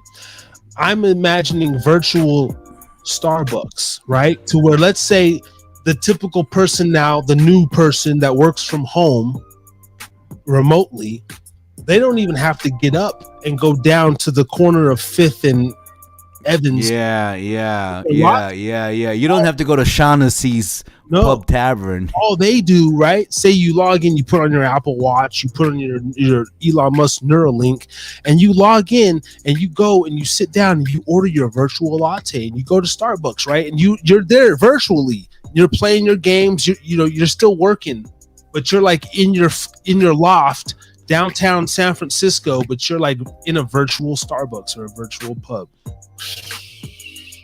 I don't know.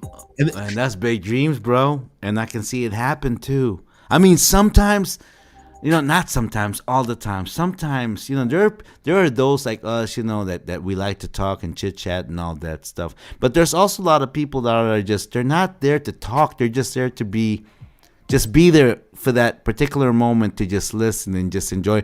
And they'll probably chuckle and all that stuff, but they'll be over there, doing their work and everything. When today I was in Barnes and Noble, and I like to go to like coffee shops, not because I just like to be, maybe to people watch, but it's an inspiration. There's some energy there. Your energy gets from you get your energy from people. You don't get it alone, bro. I'm sorry. I'm alone. Good luck to you. But you get your energy from other people. And that vision that you have, that little pubcast, and man, I really love that, man. That's gonna be our Friday morning conversation. Oh man. A pubcast, man. Well, thanks a lot, man. Now it's gonna have me like I'm over here tonight, sketching it out and everything, man. I'm almost thinking like, when this show goes live on Spotify and Apple, if I don't just, instead of podcast, I just put Harris is Drinking Again Pubcast. Yeah. Why not? Do it now. Like YouTube will be podcast, but when this goes up on all the other streaming platforms, it's Harris is Drinking Again Pubcast. And then people pubcast, man. Pubcast all the way. I'm like, wait. Change it today. Right. Pubcast. Because it fits so good. Pubcast. Pubcast, man. Write that down, man. Really, for reals. Write it down. And you know what? 2023, man, we're gonna obliterate the whole meaning of weak men. Men are gonna change. Oh, hell no, I'm not no weak man. Fuck that. No way. No. It's time to rebuild. Time to set it off. Time to, do what it do. That's what's what. Yeah. Oh, man. Thanks a lot, man.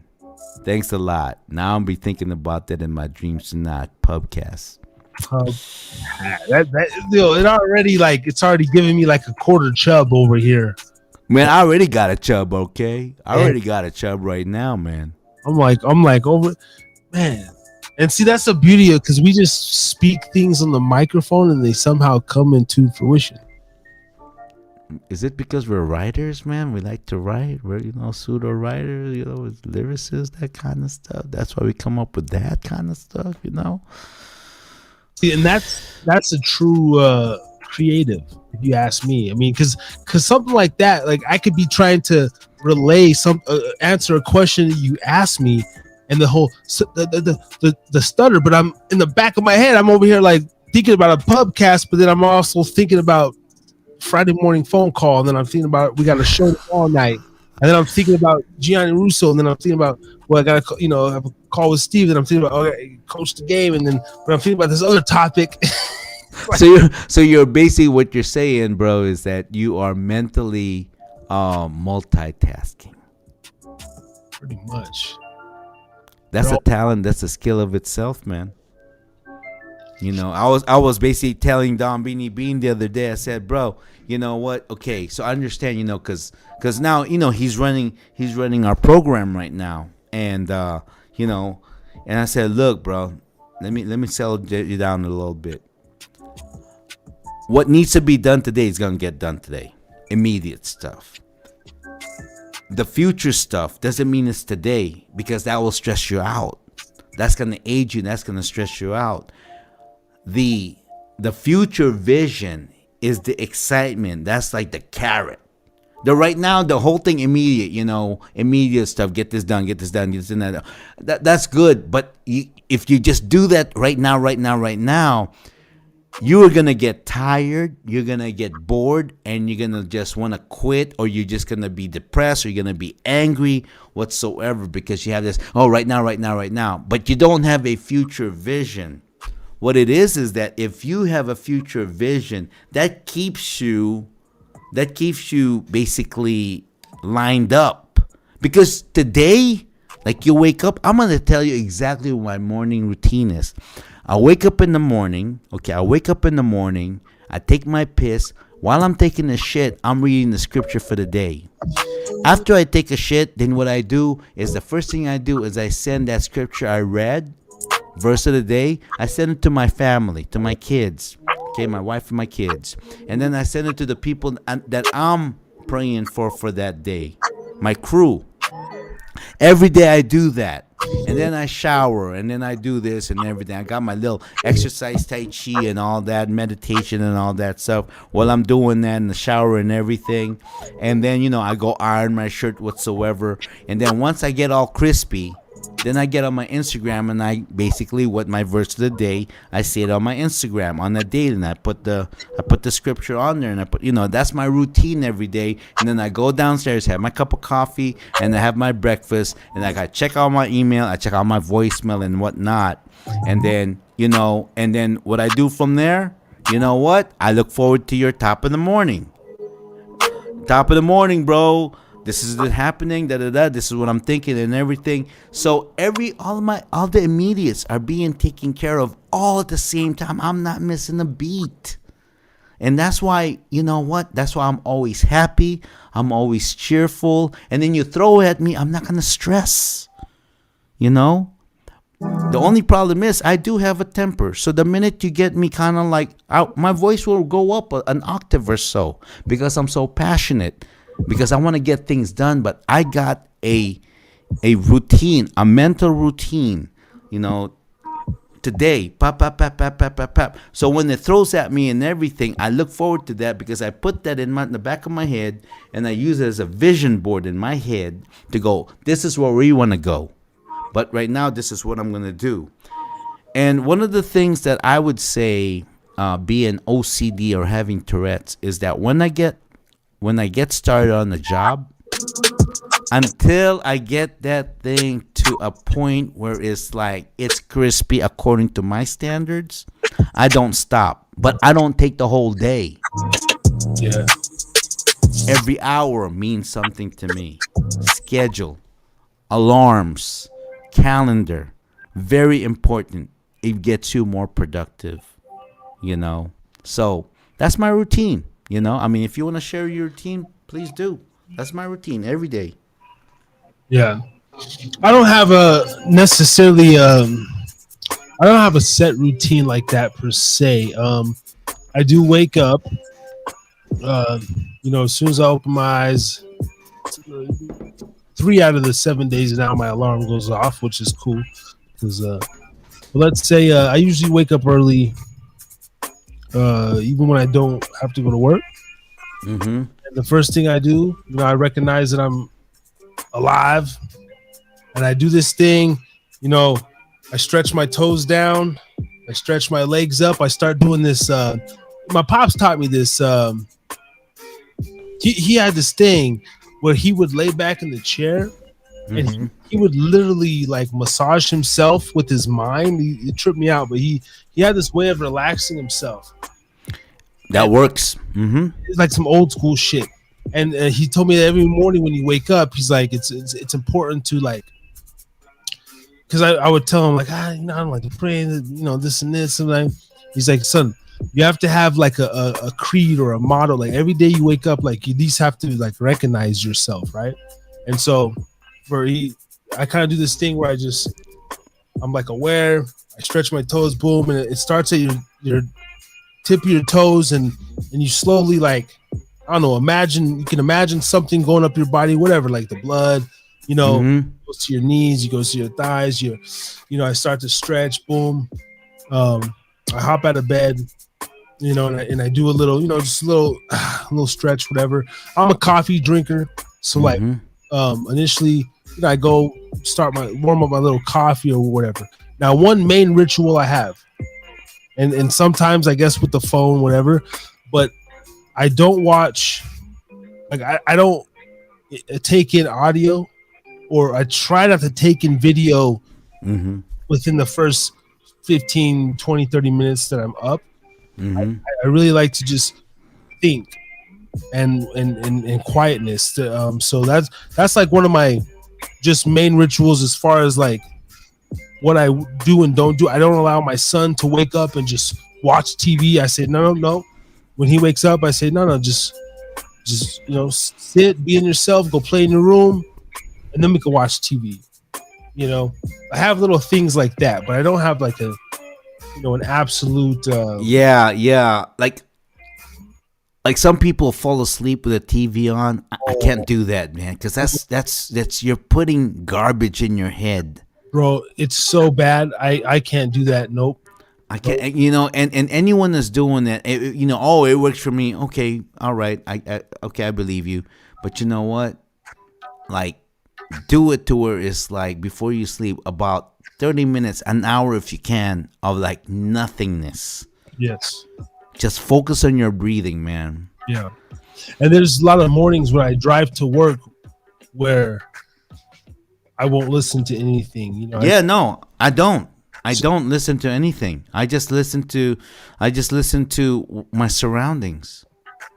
You know? No, really. And I think what I'm gonna do is I'm gonna try to do a week fast. And I'm not talking about forced fast. I'm talking about literally, I can eat this and everything and just go fast, because they said that the first 2 days is the hardest. After the third day, your body gets used to where you don't even crave nothing. And imagine fasting for like maybe a week straight, maybe 5 days, 7 days if you can. And when I say fasting, I'm not talking like starve yourself. I'm talking about water, maybe have a little whatever, something to, maybe eat a carrot or something like that, whatever. Yeah. And then just let your body, because your body needs to, people talk about keto and all that stuff. Let your body like heal itself, because our body is meant to heal each other. And then I've also talked to some people, I don't do this, I don't smoke, I don't do this. But you know what? Let me ask you this. Do you take 5 minute, one of those 5 minute capsules that you take that get you energy? Or do you drink Monster drinks? The way I see it is that, look, man, that's a bigger garbage. Or like some people are gonna take like, supplements or some kind of like a protein shake and all that stuff. Look, people, a Red Bull, like my dumbass. That's garbage to me, man. Fuck Red Bull. They say I don't need that bullshit. I drink water. They say the taurine is like the worst part. Man, I don't need that with stuff. Vodka, so that's double worse. It's bad. Hey, you know what? Actually, truthfully, alcohol could be bad. There's some people that take a whiskey shot once a day. There's nothing wrong with that. Yeah. That was my pops too, man. He literally a shot a night. Yeah. But his doctor said that it was good for him. Actually, the blood. Yeah. So it was good for him. And maybe it had to do with something that he'd been drinking so long that he actually had to. I just do not trust in the soda. I do not trust in Red Bull. I don't trust in that 5-minute bullshit. I don't even trust a lot of like freaking protein shake or carbs and everything. You know what? Eat a fruit, bitch. Eat some veg. Oh my gosh. Oh, I like it. And another thing that annoys me is some people they want to talk about health. Oh yeah, this and that, I eat that. And then you see them eat it. Oh, I eat avocado. And after that, just 1 teaspoon. Oh yeah, I eat avocado. They talk about it as if they eat it all the time. No, that's lame, dude. Eat the whole thing. Oh yeah. Except the seeds. Eat it. Eat some raw. We got a big homie in the building. Cheers. Say salute, man. Cheers, man. Yeah. Seriously, man. It's Harry's drinking again. Or people say, oh yeah, oh nasty, man. Because another thing I realized too, a lot of Americans put so much emphasis on taste and texture when it comes to food, and yet they talk about as if it's kind of like someone that basically does maybe like 2 sets of 10 reps, and they talk about it like, oh my gosh, my arm is so big, I like been talking about like 10 reps, 25 each arm. Don't lie to yourself, man. Really, do not lie to yourself, man. Face your bullshit.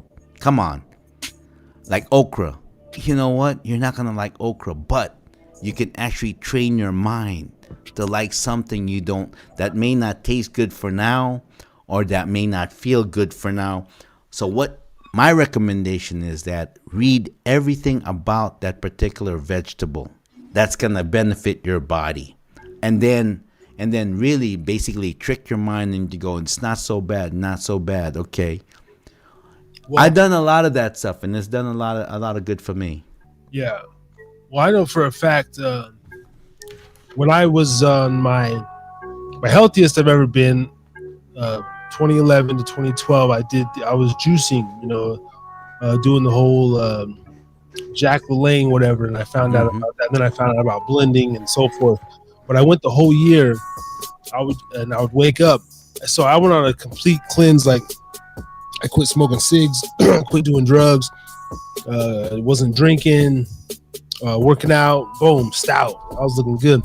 But I got to the point where, similar to if I don't have I'm a fucking vice guy. I do nicotine, caffeine, weed, and alcohol. That's my 4 things. Mm-hmm. But hey, it's used to be amphetamine and shit. Now we're off that, but it's a slow process. Another couple years. It is a slow process. Yeah. Your body is gonna tell you after a while, okay, that's enough of that. Okay, that's enough of that. Yeah. Don't force it. Yeah, no, I don't. I know my body to the point where there's a brain connect, and I know I don't need something, but it's like, okay. Yeah. But what I was just saying, when I was on my juicing thing, I'd get mad if I didn't have my greens in the morning. See, there were times when I would be rushing to go to work, and I had this like warehouse job, and those fucking jobs suck because you actually got to be clocked in, and all the fucking, man, the job I got now, I could be 15 minutes late, ain't no thing. They still know I'm going to be there. I'm popping, like everything's good, right? So everything's good. But this job was like, and I remember I'd be rushing, and I'd literally be driving like, fuck, like, because I don't have my greens or something, and like I'd turn around, I'd be late and everything because like I had to smash my fucking juice, bro. Like people that don't have their coffee and cigarette in the morning, it would be like that. And then I started actually craving it. I'd be at work like thinking like, damn, like just like the smoker, like, oh, I can't wait till my break at 2:45 so I can smoke. I'd be like, yo, I can't wait to go home at 4. I'm gonna fucking blend up radishes and spinach and fucking kale. I was on that shit, man. So imagine on the good shit, you're doing that as a habit. Yeah, that's facts. That really was facts. That's facts, So out of it, man. And yeah, then so the bad vice turned into good vice. Yeah. Yeah. And the next year I went back on, the dope and this and that. And that's, a couple more years of partying and beating up my body, eating bad food. But for that year, but I know it's true. I can get back there one day if I truly desire it, Well, plus back then, like 2011, you were a young guy. You were like, what, 22, 23? Something like that, right? Yeah. You were young, maybe younger than that. 24, 25. Something like that, right? You're young and everything, and okay.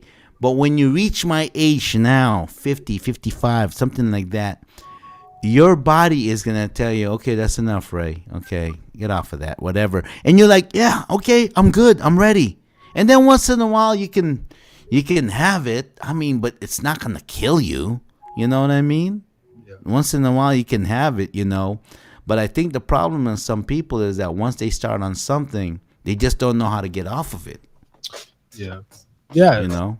And I have an addicted personality. Me too. But for Me too. Yeah. But for some reason there's a level. And speaking of that, we got the drug addiction hotline. If you are struggling out there, call this number. It's a free for everybody. There's somebody standing by 24/7 to help your ass. Yeah. We all got addicted. Some of us, porn. We watch it one time and we haven't seen it in a long time. Then all of a sudden you start watching it every day. And even that, after a while, oh man, I already seen that. Okay, I see it. All right, I'm bored now. Whatever, I'm jacking off to a limp dick and I'm just doing it. Everything has an expiration date, people. Everything has an expiration date, and as long as you know that, man, switch it up to something else. Like right now, what I'm into, hey man, I'm learning how to cook. I mean, I know how to cook, but I'm learning how to cook.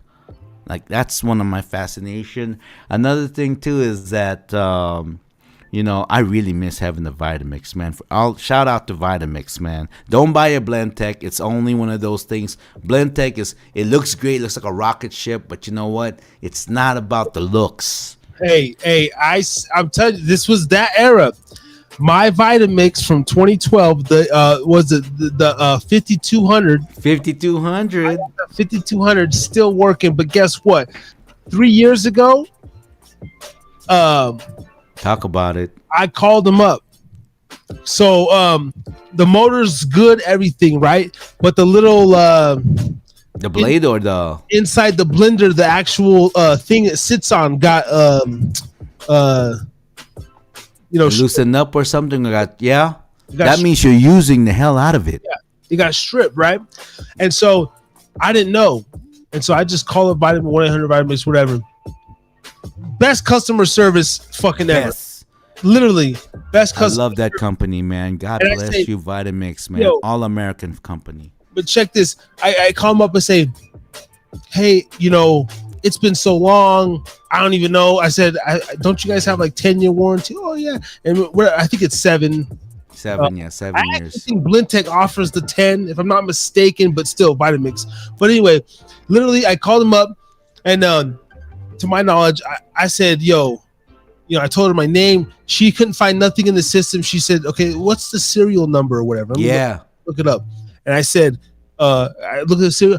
Oh, wow. Actually, your expiration expires. It was like a month or two, like in a couple months, like the same year. I was like, for real? She's like, yeah, don't worry. Okay, we're sending this part out. It'll be out by Friday. I get no, not even a part.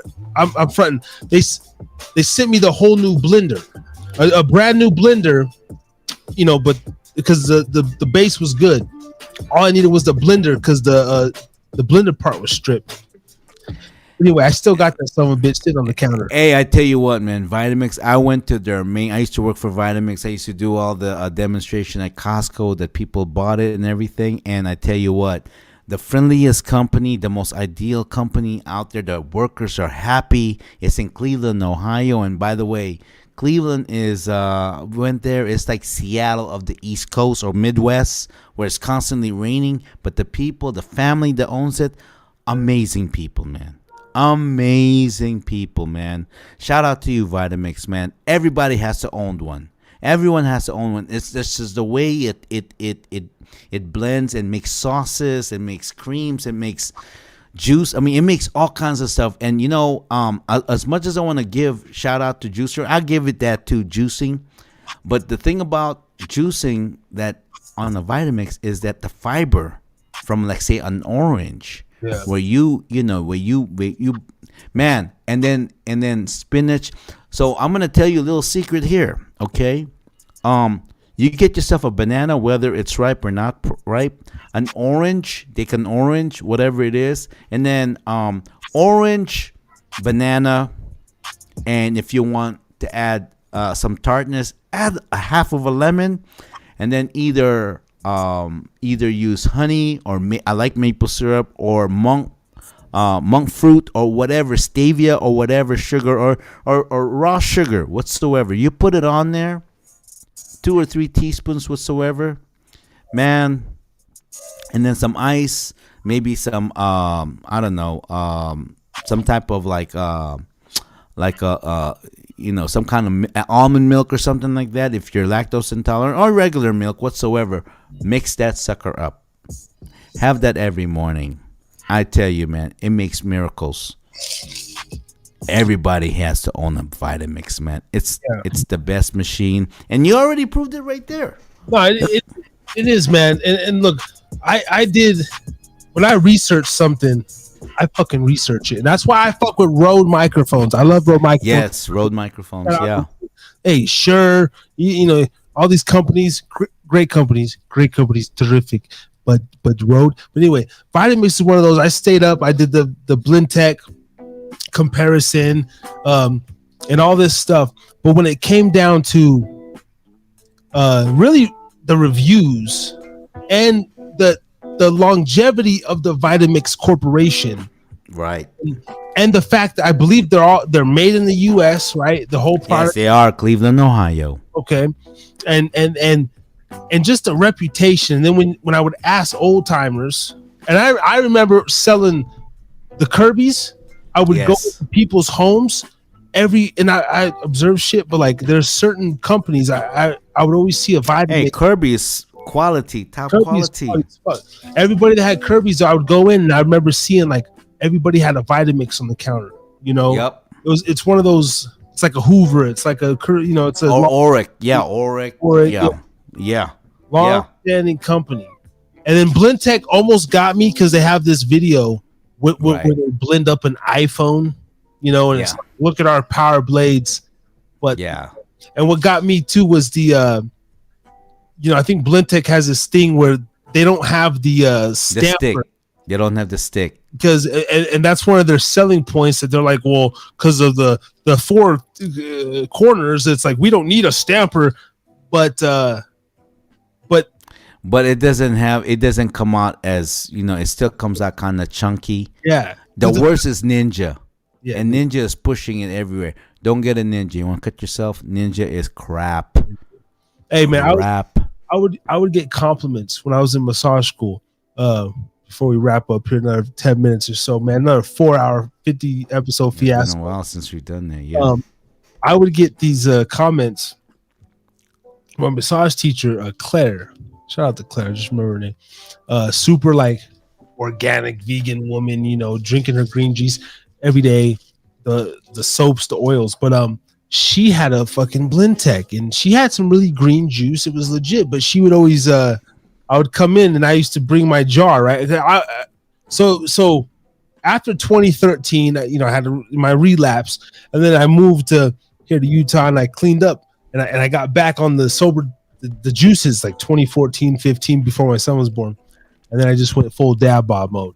But during that 2014, I would wake up, blend my carrots and everything, and there's I had a few different recipes or whatever, but like always either kale or spinach, and then carrots, and then usually a cucumber and an apple. Ooh, like I always mix a little. Apple is a great sugar substitute, bro. The apple, Fuji apple. Like you go like I'd go 2 to 4 veggies and then throw in the apple. Yes. Just so it's drinkable, and you don't feel like you're just drinking gross shit.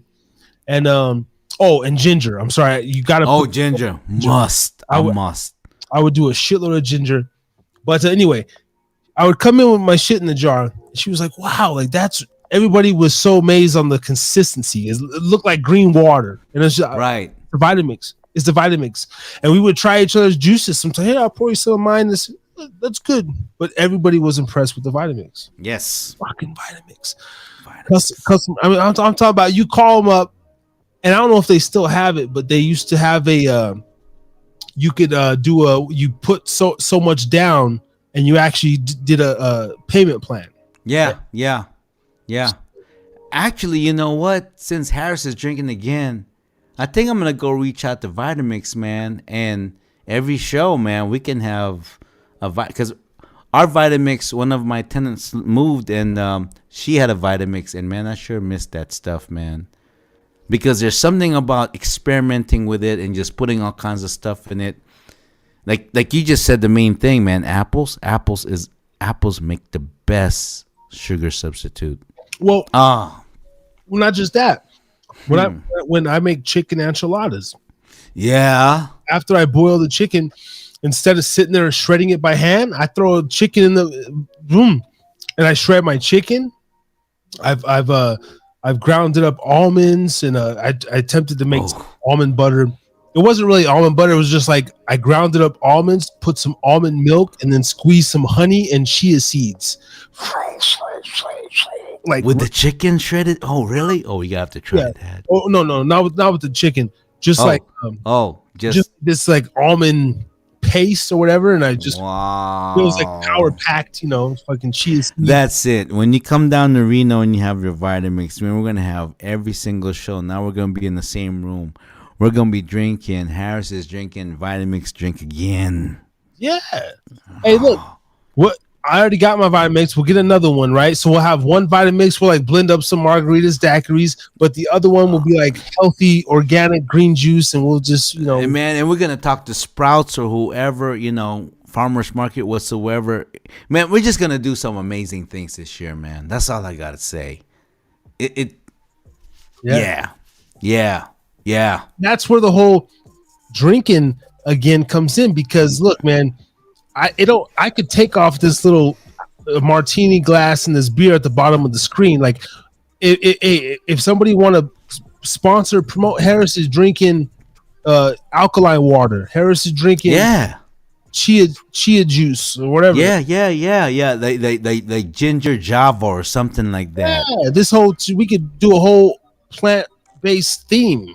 Yeah, no, serious. Like you said, you train my nephew not to drink soda. What are you gonna have, water and everything? I tell you, man, the biggest deceiver is like I just got done, check up with the doctor. Praise the Lord that everything's okay. My high blood pressure is just there. That's just hereditary, like they said, because everything was good, but my high blood pressure. So I'm taking for the first time pills for that. Okay, and then my doctor says, okay, maybe you just got to watch the sugar and whatnot. I go, okay, so. What I'm saying is that, be careful, people, because there's a lot of drinks out there that they'll market it like it's so healthy, it's so good, but there's still a lot of sugar on there. So my recommendation is create your own drink according to your control. And so, like what Harris is saying, we're gonna start blending stuff. And it's basically what you drink, because the drinking is the most deceiving. Like people, drink a soda, this and it's, I'm drinking Coke. Oh man, it's 0 calories or there's no sugar. Bullshit. In fact, that's the part that you really got to be like, okay. Well, and that's the thing that whole. I call it aspartame, but aspartame. Yeah, I'm going, wait a minute. If there's no sugar, why is there still sweetness in there? Oh, because don't buy me that. Don't. Right. Working in the food.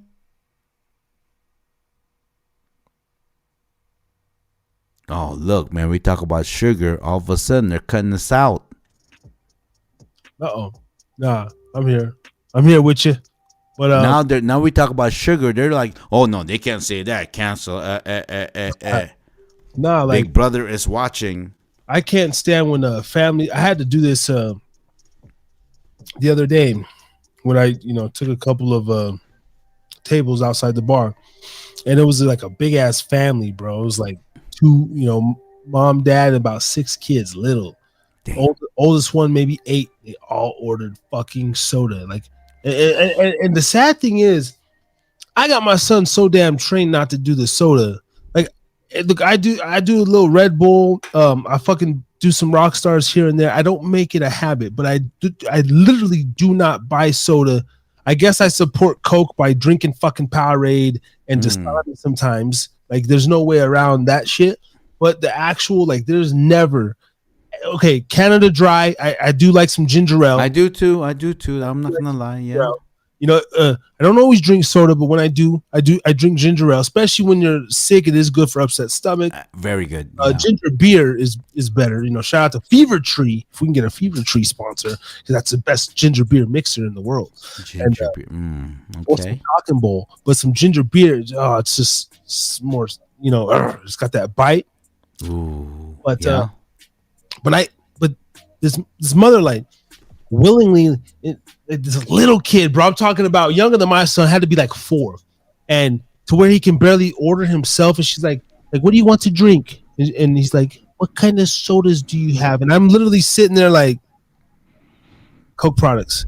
Like, I'm literally agitated in my mind because I'm like, and she's like, whatever, Boston or whatever his name was. They don't have Pepsi, but it's Coke. It's the same thing. Do you want one of those? Yeah, I want Coke. And I'm just like, see, they already are brainwashed to just pick a certain kind. Oh, that's sad, dude. Dude, it's beyond sad. And that's sad. I know what soda did for me, bro. Especially with the medication. I was obese at 17 years old. Like I was. Wow. Oh, really? Obese at 7? How much did you weigh when you were 17 years old? Obese. The most I ever weighed was about 268 pounds. Wow. And that's on that weight is on one of my basketball sporting when you were playing sports measurements. They had me listed at 6'2". I was about maybe 6 foot 6'1", but I was 6'2", 268. Were you like pudgy, like belly and man boobs and all that stuff, or double chin, that kind of stuff that can still play hoop, or you were just? Yeah, I still got I still battle with the man boobs. I've always had the tits. Now they say that's actually coming from marijuana is actually linked to man boobs. There's something in the cannabinoids that marijuana has been linked to actually lowering testosterone in men and increasing estrogen, but there's a little link. I smoke weed and I don't have no tits. I mean, not necessarily everybody. I mean, in fact, let me ask you this: have you ever gone jogging? Not running, jogging. I mean, that's all I do. I don't be running. I just be like no, because you don't need to run. Running is gonna hurt your joints. I'm talking a lot of walking, a lot of jogging, walk jog, and everything. And I tell you what, because we all have potential, especially the guys that like say lifted weights and everything. And there was a time where they have the teardrop chest. Then they reach their 30s when they start having kids and whatever and getting in-house coochie and all that stuff. Then they end up having the man boobs. But one thing I realize is that, and maybe when you move here to Reno, we'll make it a regimen. We'll be like, while we're discussing what we're going to talk about this topic and everything, we're going to be walking and all that stuff. And different things, whether it's the gym, whether it's a walk. What's the gym? Yeah. Because let me ask you this: at 6'2", and it doesn't matter how light you are. It depends on how you feel. Because I'm, at right now where I am, I love it, man. I'm 55 years old. I weigh about 150, 55, 158. I bounce, and I tell you what, man, I feel great. Stomach is flat. My dick looks bigger. My ass is like, it's like, and my shoulder and my regular cut. And it's not like I'm lifting weights whatsoever. I'm not trying. It's just all, it's just all organic type of workout. And I'm not forcing myself to nothing, having a good vibe. And I love it. It's like, wow, 55 freaking years old. I'm seeing guys, falling apart at this age and whatnot. That's why I'm watching my sugar.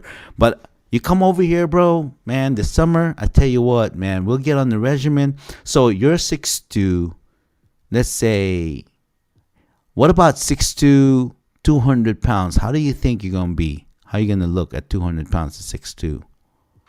I would look good. I haven't been under 200 since fucking forever since I was like. So I don't even think naturally. So are you saying you're tipping about 210, 215 all the time? Yeah, 215 to like 225.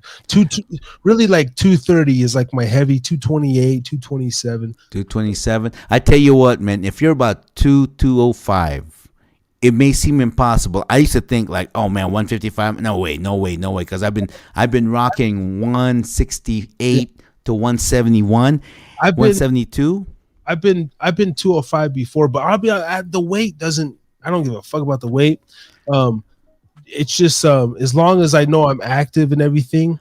I naturally I'm never gonna get under 200, but I don't have no desire to. Yeah, no, if it just happens naturally, you're not trying to force it. You're not trying to measure yourself because you don't ever want to do that. You don't ever want to do that. From what I've noticed, whether even my juicing days, I was like 207, 212. Yeah, 207, 212. Okay, that was my thing. And then when I bulk up and in the gym, I'd be like 230. 220. Yeah, because that's another thing too. That's a miss. That's and I talk to Beanie about it all the time. But it's all muscle loss. No, bro. Yeah. You think it's all muscle, but you know what? When someone's looking at you, it looks fat, dude. Yeah. It ain't muscle, man. Trust me, I've been there. That's called the Kanaka build. It's ugly. You don't look good in clothes. I gotta be. No, dude. In order for you to have you have to. Yeah, now we'll get into it, and we'll do all that thing. But we just crossed the 4-hour mark, believe it or not. 4 hours, yes. And we're having so much fun. I know, man. I think possibly we'll have to start doing some 5 and 6 hour lives at some point. Now I'm getting hungry, man. I got spaghetti waiting for me. I know it's late night. It's already what? Shoot, it's 11 o'clock over here. So maybe 8 to midnight is what it is over here, Harris. Midnight, yeah. So I guess this is adios, and we'll talk about tomorrow morning, man. We'll talk about tomorrow morning. We'll be back tomorrow night with one of your people's OG Sky Control Productions. Sky Control Productions, yes. Ollie G. Okay. Hey, man, so you're going to outro? What's going on? Yeah, I'm going to wrap up, and I'll be seeing you tomorrow night. We'll be back same time, same place. Same time, same place. Let's do it. All right. Adios, everyone. All right. We'll see Ray in 24 hours on the Harris is Drinking Again podcast. Thank y'all so much for rocking with us. Todd Schowalter. Episode 50. Harris is Drinking Again podcast. Back tomorrow night, 8 p.m. with Sky Control Productions. OG in the building. Yeah. Harry's drinking again.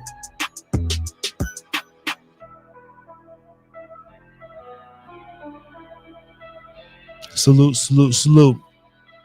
We out this bitch.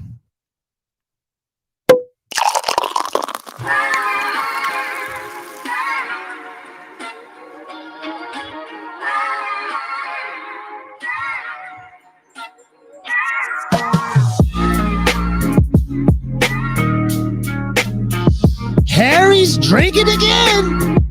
We'll see y'all next week, man. Peace and love. We out.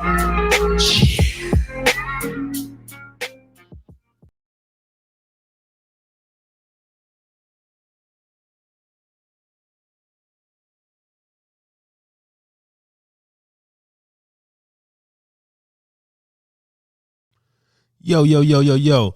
You have been listening to the Harris is Drinking Again pubcast. For more, go to YouTube, type in @HideaPubcast. Look us up on Spotify, any and all streaming platforms. Harris is Drinking Again pubcast. Thank you.